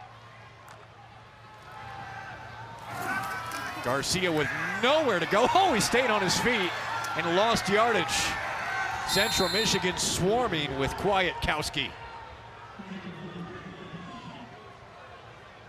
It's been fun watching Kwiatkowski and Garcia go at each other here this evening. Look at that. I don't know. I don't want to run into 4 white jerseys if I'm Gavin Garcia, and then he turns around, there's 4 more, and there's Jordan Kwiatkowski in his face. This has been the type of second half where you really appreciate tackle pursuit. No points yet in the second half.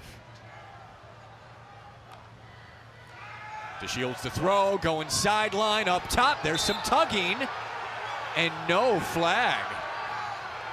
Sebastian Brown along the sideline looked like he had his shoulder tugged by Kalen Carroll. Brown is the big receiver for the Golden Flashes, 6'2", and they're trying to take advantage of that. Kalen Carroll was praised all week by Sean Cronin and Matt Drinkle, defensive coach, head coach for Central Michigan, on how well he's been playing. An elite cover guy. There's Sean Cronin. What a job he's done. Oh, terrific. 3rd and long again. Fake it to Shields. Not much room, getting positive yards. Still going to be 4th and 12. J.J. Douglas with the tackle for Central Michigan. And Mark Carney's going to make it a 1-score game, or try to, with a field goal as DeShields limps off the field. When you see Drew DeShields in that situation where he's running from the pocket and you know he's banged up, you know he's injured, you feel for him, because under normal circumstances, there's a chance he gets that first down. He's that fast. Orisco from 36. He pulled it. Hit from 36 on his first try, and it stays a 2-score game.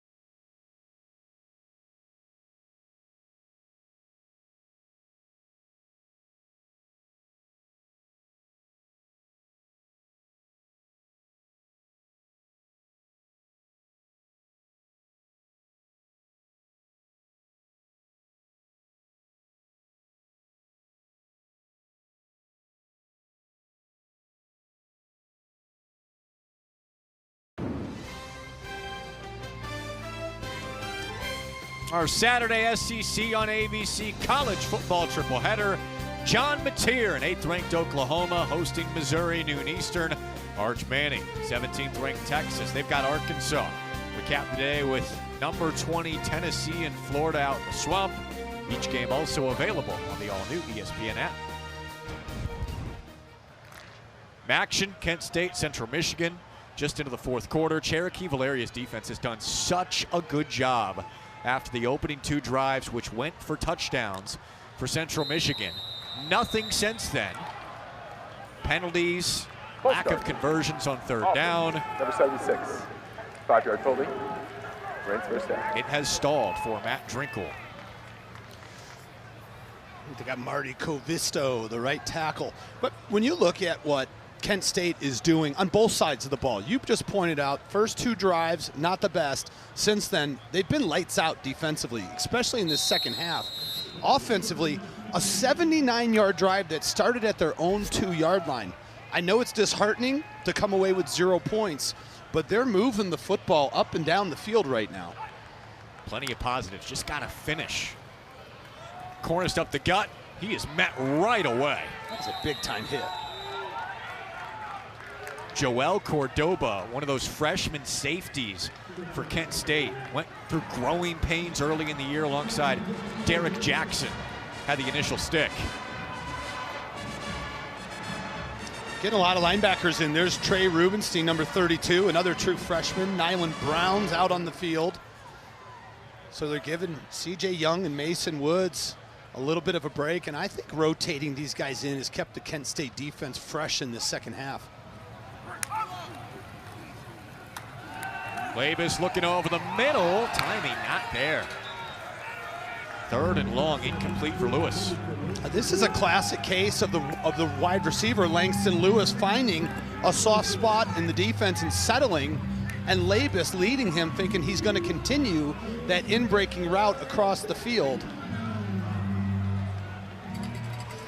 Either way, it's 3rd and long, and this is not a position that Central Michigan is accustomed to being in, because they usually gain positive yards on 1st and then 2nd down. Kent State's run defense has stiffened in the second half. Still no points for either team. 3rd and long. Can Kent State come up with another stop? Labus to throw it. Pressure coming. Labus chucks it away. Nyland Brown in pursuit, the sophomore out of Indianapolis. Jamon Mathis also chasing. And Kent State forces another stop. 6 straight. A.J. Campbell started it off by taking out the left tackle. As you pointed out, both Mathis and Brown chasing Labus. He's rolling left, unable to get his shoulders around and find a receiver. Threw it to his coach on the sidelines, and the punt team's on the field. Kent State could get good field position here. Dooley the punt. Harris makes the catch, never wait for a fair catch. Here goes Harris. Can he bounce to the outside? Harris still on his feet. Harris, touchdown! No flags!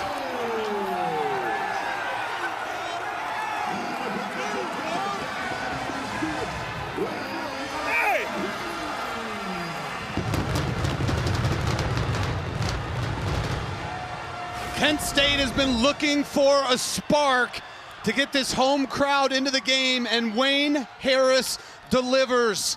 Take a look at this return, crisscrossing 53 1/3 from left to right. Breaks the last tackle, and Wayne Harris is into the end zone. Extra point pending to bring this to a 3-point game in Kent, Ohio. Going for 2.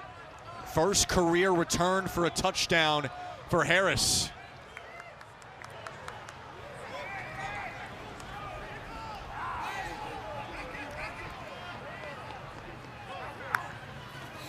DeShields rolling right. DeShields throws behind his intended receiver, Mulder. So still a 5-point lead, but Harris going 59 yards for the score off the punt. What a moment. Kent State couldn't cap the drive with a big special teams play. This is MACtion, people. Fourth quarter, 5-point game.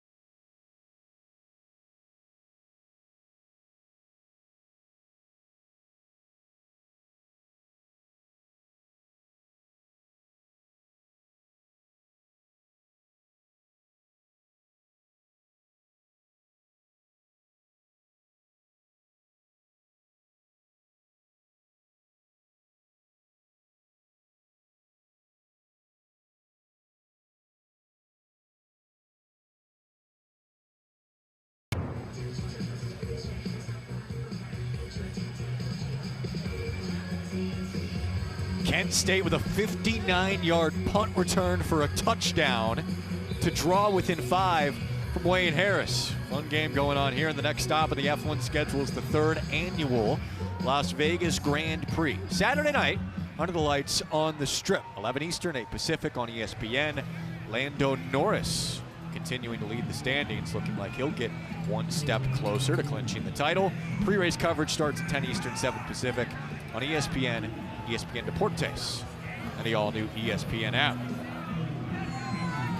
The first Kent State punt return for a touchdown since 2004 to get them back in it. All Central Michigan early, 14-0, scoring on their first 2 drives. Nothing since then. Did have a drop touchdown from McIntosh at the end of the first half that is looming pretty large. Kent State started moving the ball, get a big special teams play, right in it to keep their bowl hopes on the season alive. And a fair catch from Townsend. So all the momentum now with the Golden Flashes. Can Central Michigan respond? Under the funky lights of midweek MACtion.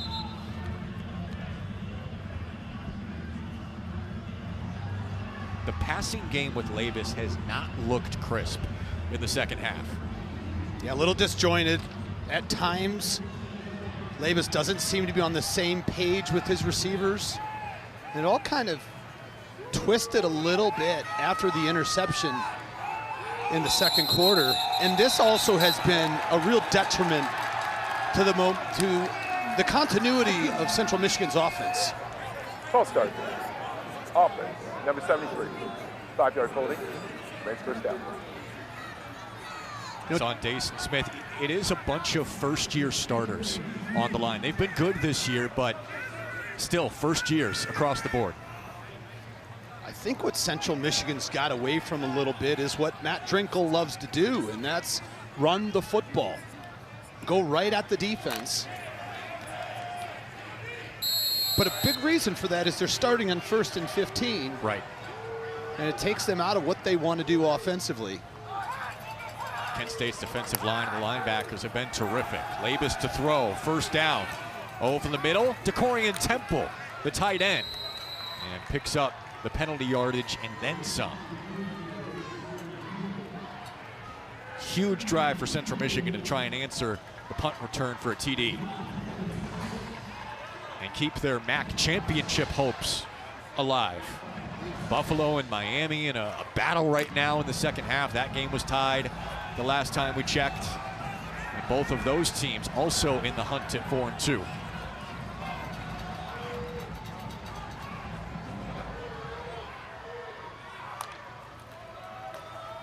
Quick handoff to Biggins. Through the initial contact, falls forward to make it 3rd and 2.5. All right, Kent State, can they get a stop here? They've got 6 straight, Ryan. Well, to illustrate just how good this Kent State defense has been, in the last 6 drives that you just referenced, Central Michigan had a total of 74 total yards. Kent State has stepped up their game to another level. However, 3rd and 3, Marcus Beeman in at quarterback. Do they have another stop in them? You know he's gonna run it. Beeman makes the cutback. Oh, Beeman almost squeezed through the seam. Has the first down, tackled by C.J. Young. Beeman, when he's been in the game, has been terrific. Beautiful blocking. Look at the backside. And just this zone blocking, you just get on your man, and wherever he wants to go, you take him that way. Natural lanes will open up, and Beeman will find him. Maybe this is the answer right now. Keep Beeman in the game and keep doing the same thing. The offense with Labus. Some of the penalties had stalled. Handoff around the edge. Biggins strung out. Tackled for a short loss. And Cordoba, the safety again. Yeah, Cordoba did a nice job of keeping outside leverage. Keeping the blocker on his left hand. Left side rather, keeping that right hand open and able to usher him to the sidelines for a loss. And again, behind the chains, 2nd and 12 is the Chippewa offense.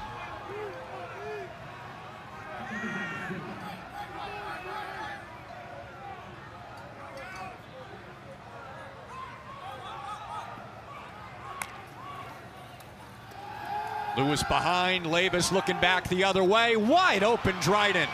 Misdirection, Dryden.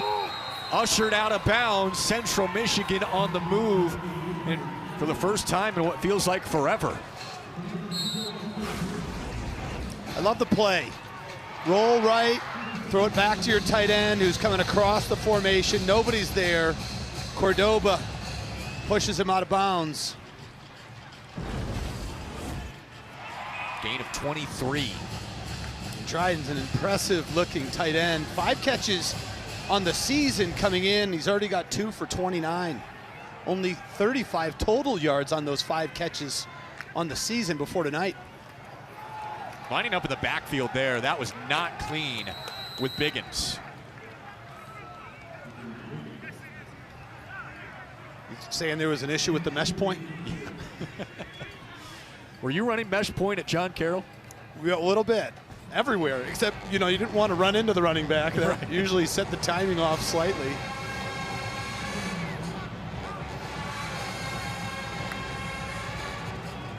Under 7 to go now.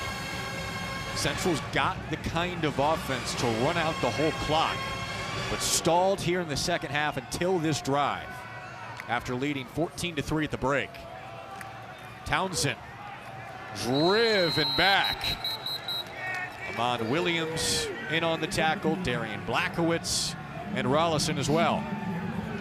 Good to see him back out there after limping to the sideline earlier in the game. Now, if you're Central Michigan, you have to know that on 3rd down, Kent State's defense, Cherokee Valeria, gets a little bit exotic. They bring pressure, they bring a lot of it. But this is 4-down territory for Central Michigan. We've seen it throughout the entire ball game. Let's see if they can handle the pressure from Kent State. Play clock to 1. Labus flowing right. Labus sideline, got him. Tyson Davis with a huge first down. It's a beautiful pass by Joe Labus. Tyson Davis gets a little bit lost in the secondary here. You see all the guys reading run, and he's just behind the second level of the defense. And Davis is pounding himself in the head saying, why didn't I put my foot in the ground and get up the sideline? Because he had some green space to extend that reception even further. Didn't realize he was all alone. They were 1 for 10 on third down before these last 2 conversions. Townsend through the arm tackle of Rollison, pickup of 9. And this is looking more like the Central Michigan offense we saw in the first quarter. Well, we talked off the top of the program about utilizing 3 different backs, the benefit of that, keeping fresh legs, giving the defense a different look. And every time Townsend's came into the game, he's produced and delivered for the Chippewas. Last time Central Michigan scored was early in the second quarter. Townsend continuing to get it done in the pistol with Labus. Clock under 5 minutes. Townsend up the gut for the touchdown.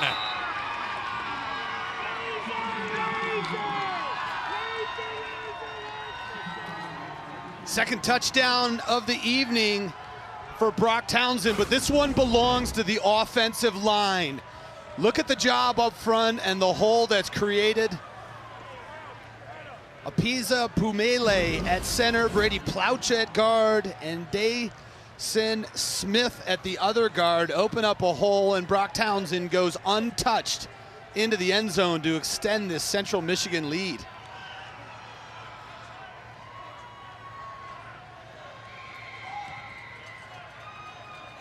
A 12-point game, and Central Michigan has Kent State pinned in a corner now. They needed a score after the punt return for a touchdown. Townsend in the run game, delivering. Central Michigan on the verge of their 7th win.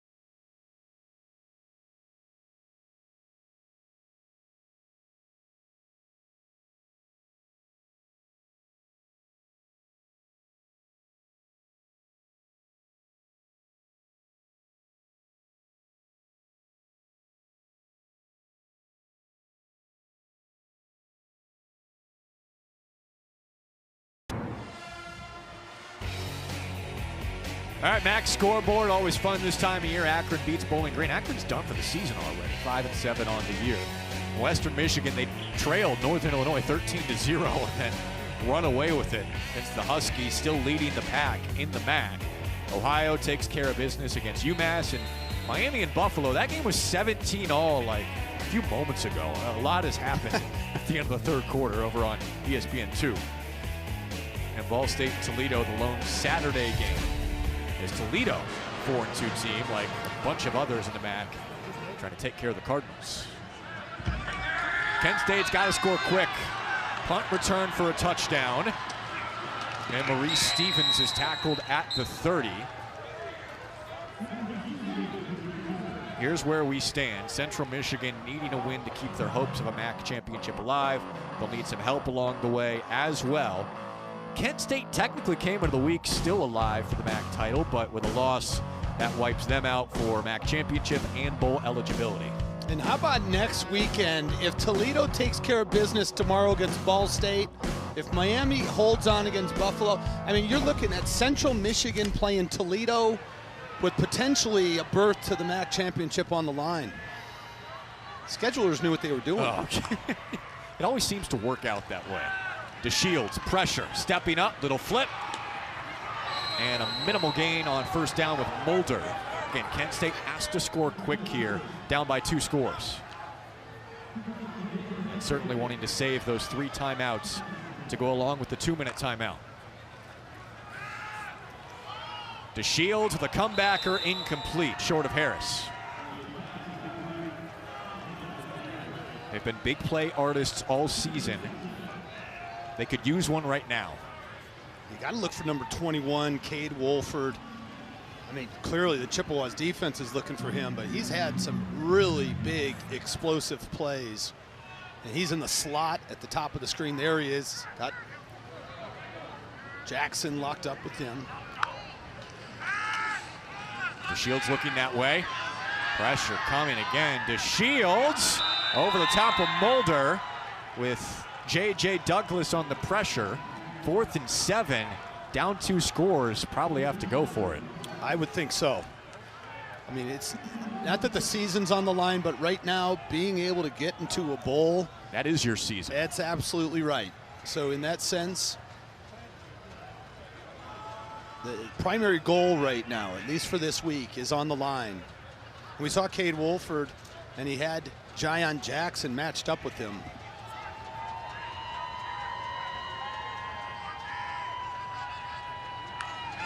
Fourth and 7. Free rusher, down he goes! J.J. Douglas. He started the year as a tight end, and over the last several weeks, he has become a force in the pass rush. And here's the Raider formation again. All the defensive linemen are standing up, and you're going to see Douglas go right over the guard. There he is. Speed, little bump move on the shoulder, and he is on top of DeShields before DeShields has anything to do about it. What a play by the true freshman, J.J. Douglas. What does that do to the offensive line? Why is it so hard to pick guys up? First of all, it's not something you ever see. You know, it's like defending against the triple option. You don't see it every week. And when everybody's standing up, they're getting a bit of a running start. They're not right on the face either. They're not helmet to helmet. So they're creating space to be able to do more athletic moves, more athletic pass route moves, especially on the interior. And that's exactly where Douglas came, right over the guard. Offensive lines don't, the interior linemen, they don't practice against guys standing up and running at them from a couple yards away. So it's a different look. It's a little bit unique. And to the credit of Sean Cronin, he only broke it out last week against Buffalo. He said, what I want our defensive line to worry about initially is the technique and coming out of a three-point stance and playing that base defense. And once we have that down, we'll let this baby out of the bag. Last week was the first time, and I think as this season goes on, we're going to see a lot more of that, especially on third passing downs. It's been so effective. Cornist on second down. Nothing there. So if Central Michigan does kick a field goal, it is still a 2-score game. But the clock is not with Kent State. They're first, with 30 seconds left. And a timeout taken by the Golden Flashes, their first.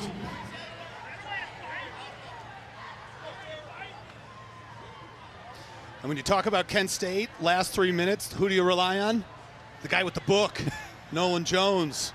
I mean, take a look at this. I wouldn't know how to read any of the graphs and charts that he has on his book. Matt Drinkle said he's like Neo in the Matrix, looking at all that green stuff with all the different like hieroglyphics. He's a wizard. You know, the highest praise you could get this week, Coach Matt Drinkle said that Nolan Jones, the director of analytics, is as valuable as any player or coach on the team. He literally predicted the end of the San Jose State game that Central Michigan won, the last 7 minutes. Right, I wanted to make sure that people at home know it wasn't the end like the last minute. It was the last 6 or 7 minutes of the game. Prophetic. I kind of want to ask him what I should get my wife for Christmas.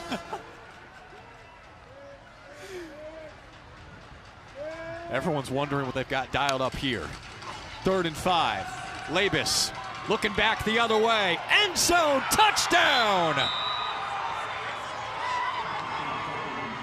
To seal the game to Corian Temple.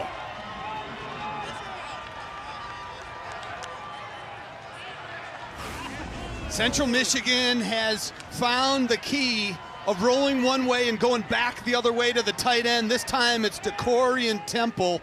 He's the only guy in the camera shot. Labus puts it on him.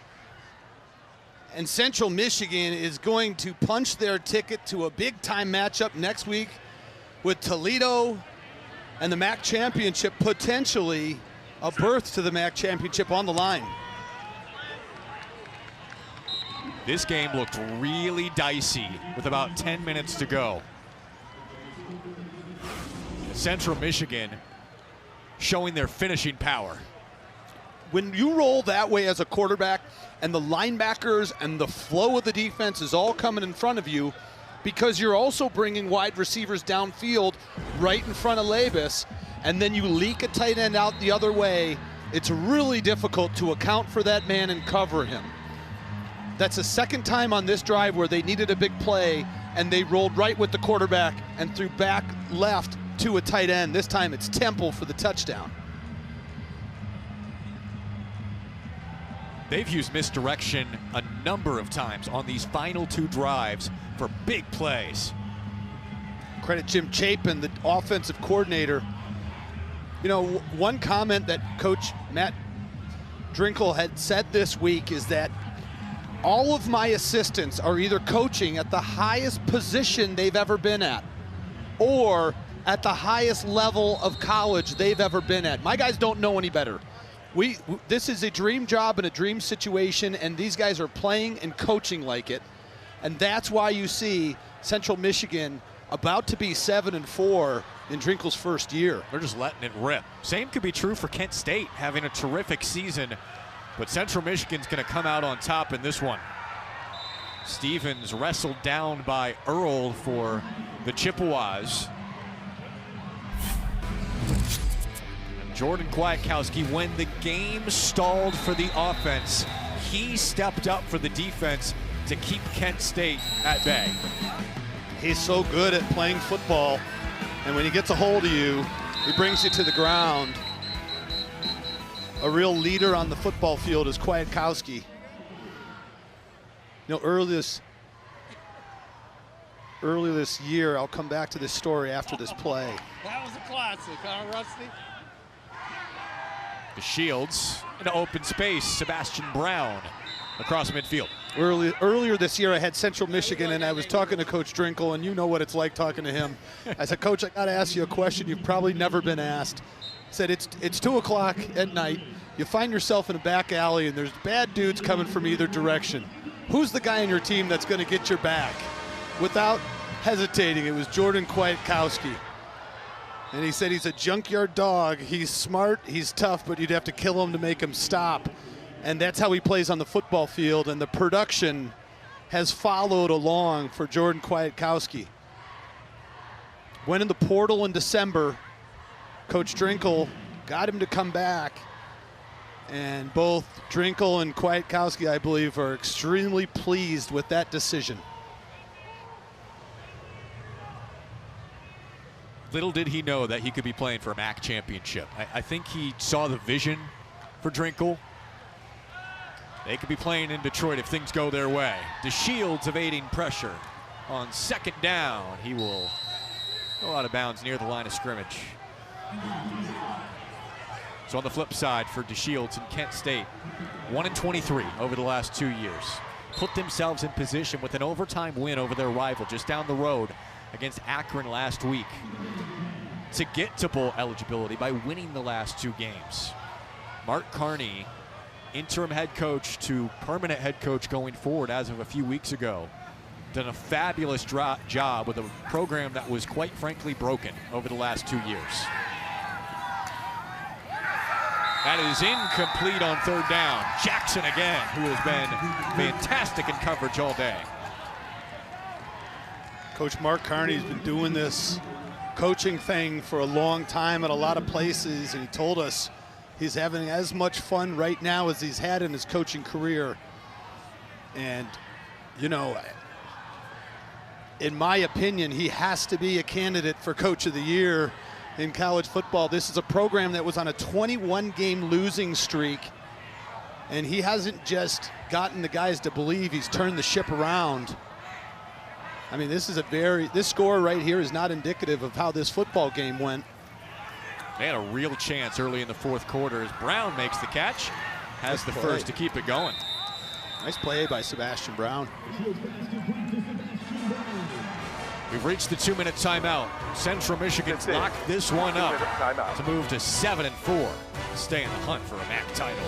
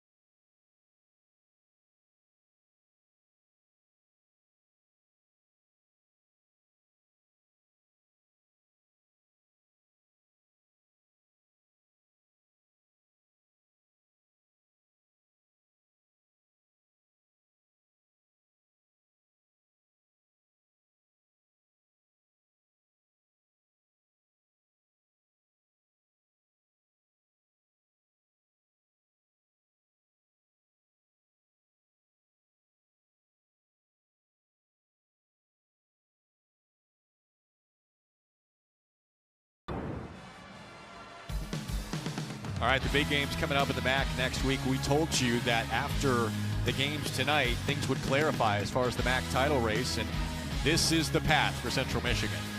Well, if Miami continues to hang on against Buffalo, Central Michigan's going to need Ball State to beat Miami. They're going to need Buffalo to beat Ohio, and they're going to have to beat Toledo.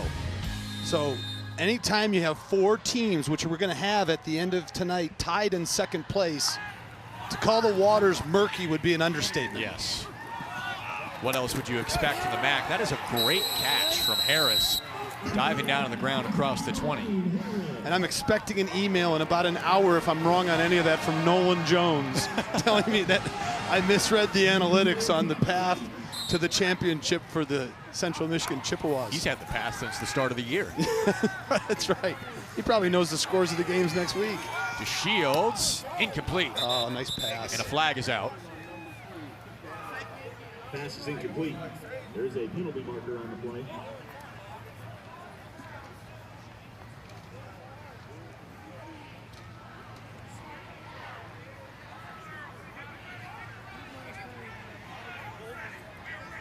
Holding, defense, number 3. Half the distance to the goal for the previous spot. Automatic first down. It helps the Kent State drive. That is pretty much inconsequential at this point, but those scores, those teams that need to win, with Ohio losing, Buffalo needing to win, Ball State winning, they would need a couple of upsets, and Central Michigan to beat a great Toledo team as well. So possible, but outside chance. But in the MAC, you never know. No, that's right. DeShields finds space. DeShields spins into the end zone. 10-yard touchdown run for Drew DeShields. What a play by Drew DeShields. Well-deserved fireworks. That's a gutsy effort from a hobbled quarterback. And this is a glimpse, the athleticism to catch that. But this is a glimpse when Drew DeShields is at 100%. He's back next year. He's healed up. This is a dangerous quarterback with the way he throws it and his ability to run the football. It's going to add a completely new dynamic. Let's not forget the toughness. Take a look at this run, Jack. He knows he's going to take a hit at the end, at the goal line. Cut back. Kwiatkowski, too. I'm sliding. I was going to say, I was not thinking he was going to spin around Kwiatkowski. But he's going to be one of the best dual-threat quarterbacks in the MAC next year when he's healthy. Completely agree. 3 ACL tears in the same knee, his right knee, over the last 3 years. Dealing with some nagging leg injuries this year and playing through it. This guy could have given up football, but he continued to gut out rehab 3 times a day to give himself a chance to get back out on the field. It was a quarterback competition to start the season. He wins it in game 3. He has not looked back, and the next couple of years with Drew DeShields should make Kent State fans feel a lot of excitement. You mentioned earlier about the unique relationship between DeShields and Coach Mark Carney. We're going to see an onside kick here. Have to, with just under 90 seconds left. Arisco will switch it. Bouncer right to Central Michigan. And Henry Dryden, the tight end, recovers. Hands team out there for CMU. And that'll officially salt it away. But going back to Coach DeShields, Coach Carney told us this week that, a lot of people want to treat quarterbacks differently because it's a special position, and he said it is. But I don't treat Drew differently. I'm going to get on him. We're going to have spirited conversations with each other. And Mark Carney, he's got street cred because he played the position at a high level. And when he talks to quarterbacks, he's been in their shoes before. He's been in that position. So when he says you're not going to be a prima donna, it's because he wasn't that way. And that allows that relationship to grow. And I'm really excited to see the future of Drew DeShields and this Kent State offense with Carney at the helm. Got a timeout here. You talked about him taking the blows that quarterbacks did when he played. That'll be 30 seconds. He took that to a whole new level before games. 1 minute. Mark Carney. Seconds. He would get punched in the gut by his center if he couldn't vomit before a game. That's how he got his nerves out. So if he couldn't do it himself, he would have his center punch him in the stomach until he puked before the game. That is psychotic. He's a dude.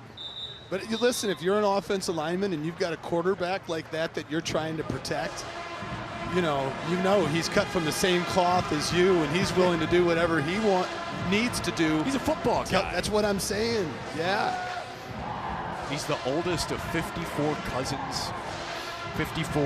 Like he is a natural-born leader. How about we're watching two first-year coaches of teams in the MAC that have completely changed the identity and the culture of their program. It's fun to watch. Big picture, terrific seasons for both. No matter the final record, as Cornist is dragged down, Kent State will call another timeout. Fighting tooth and nail all the way to the end. Kent State, their third and final. But what Matt Drinkle has done, along with Mark Carney, Central Michigan sub 500 for a third straight year. Kent State 1-23 the last 2 years. Positive seasons for both. Central Michigan still a chance for a MAC title, and Kent State with one win over the last 2 years will end with 4 or 5.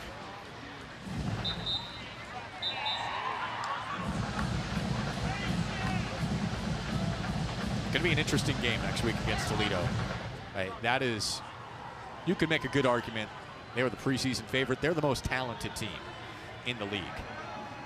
Western Michigan got them with a comeback in the MAC opener, but Toledo still considered, I think by a lot, the favorite.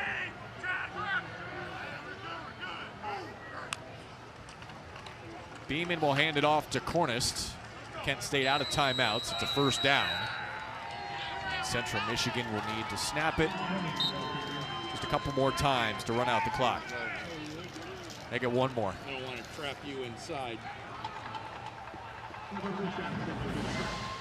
This is going to be 4 wins in the last 5 games for Central Michigan for the first time in 4 years, and their first winning record in the MAC since that 2021 season.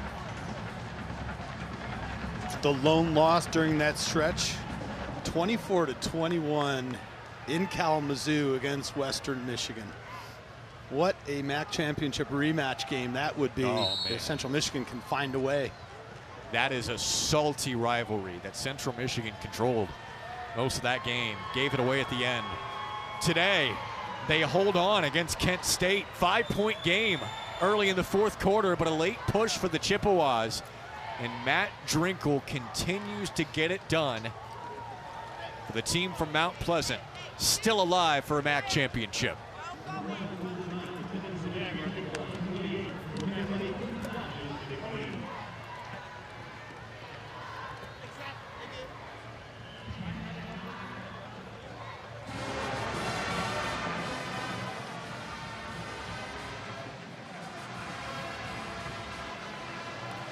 Central Michigan 7-4, tied with Ohio for second right now. Toledo will take on Ball State this weekend. If the Rockets win, they will be favored.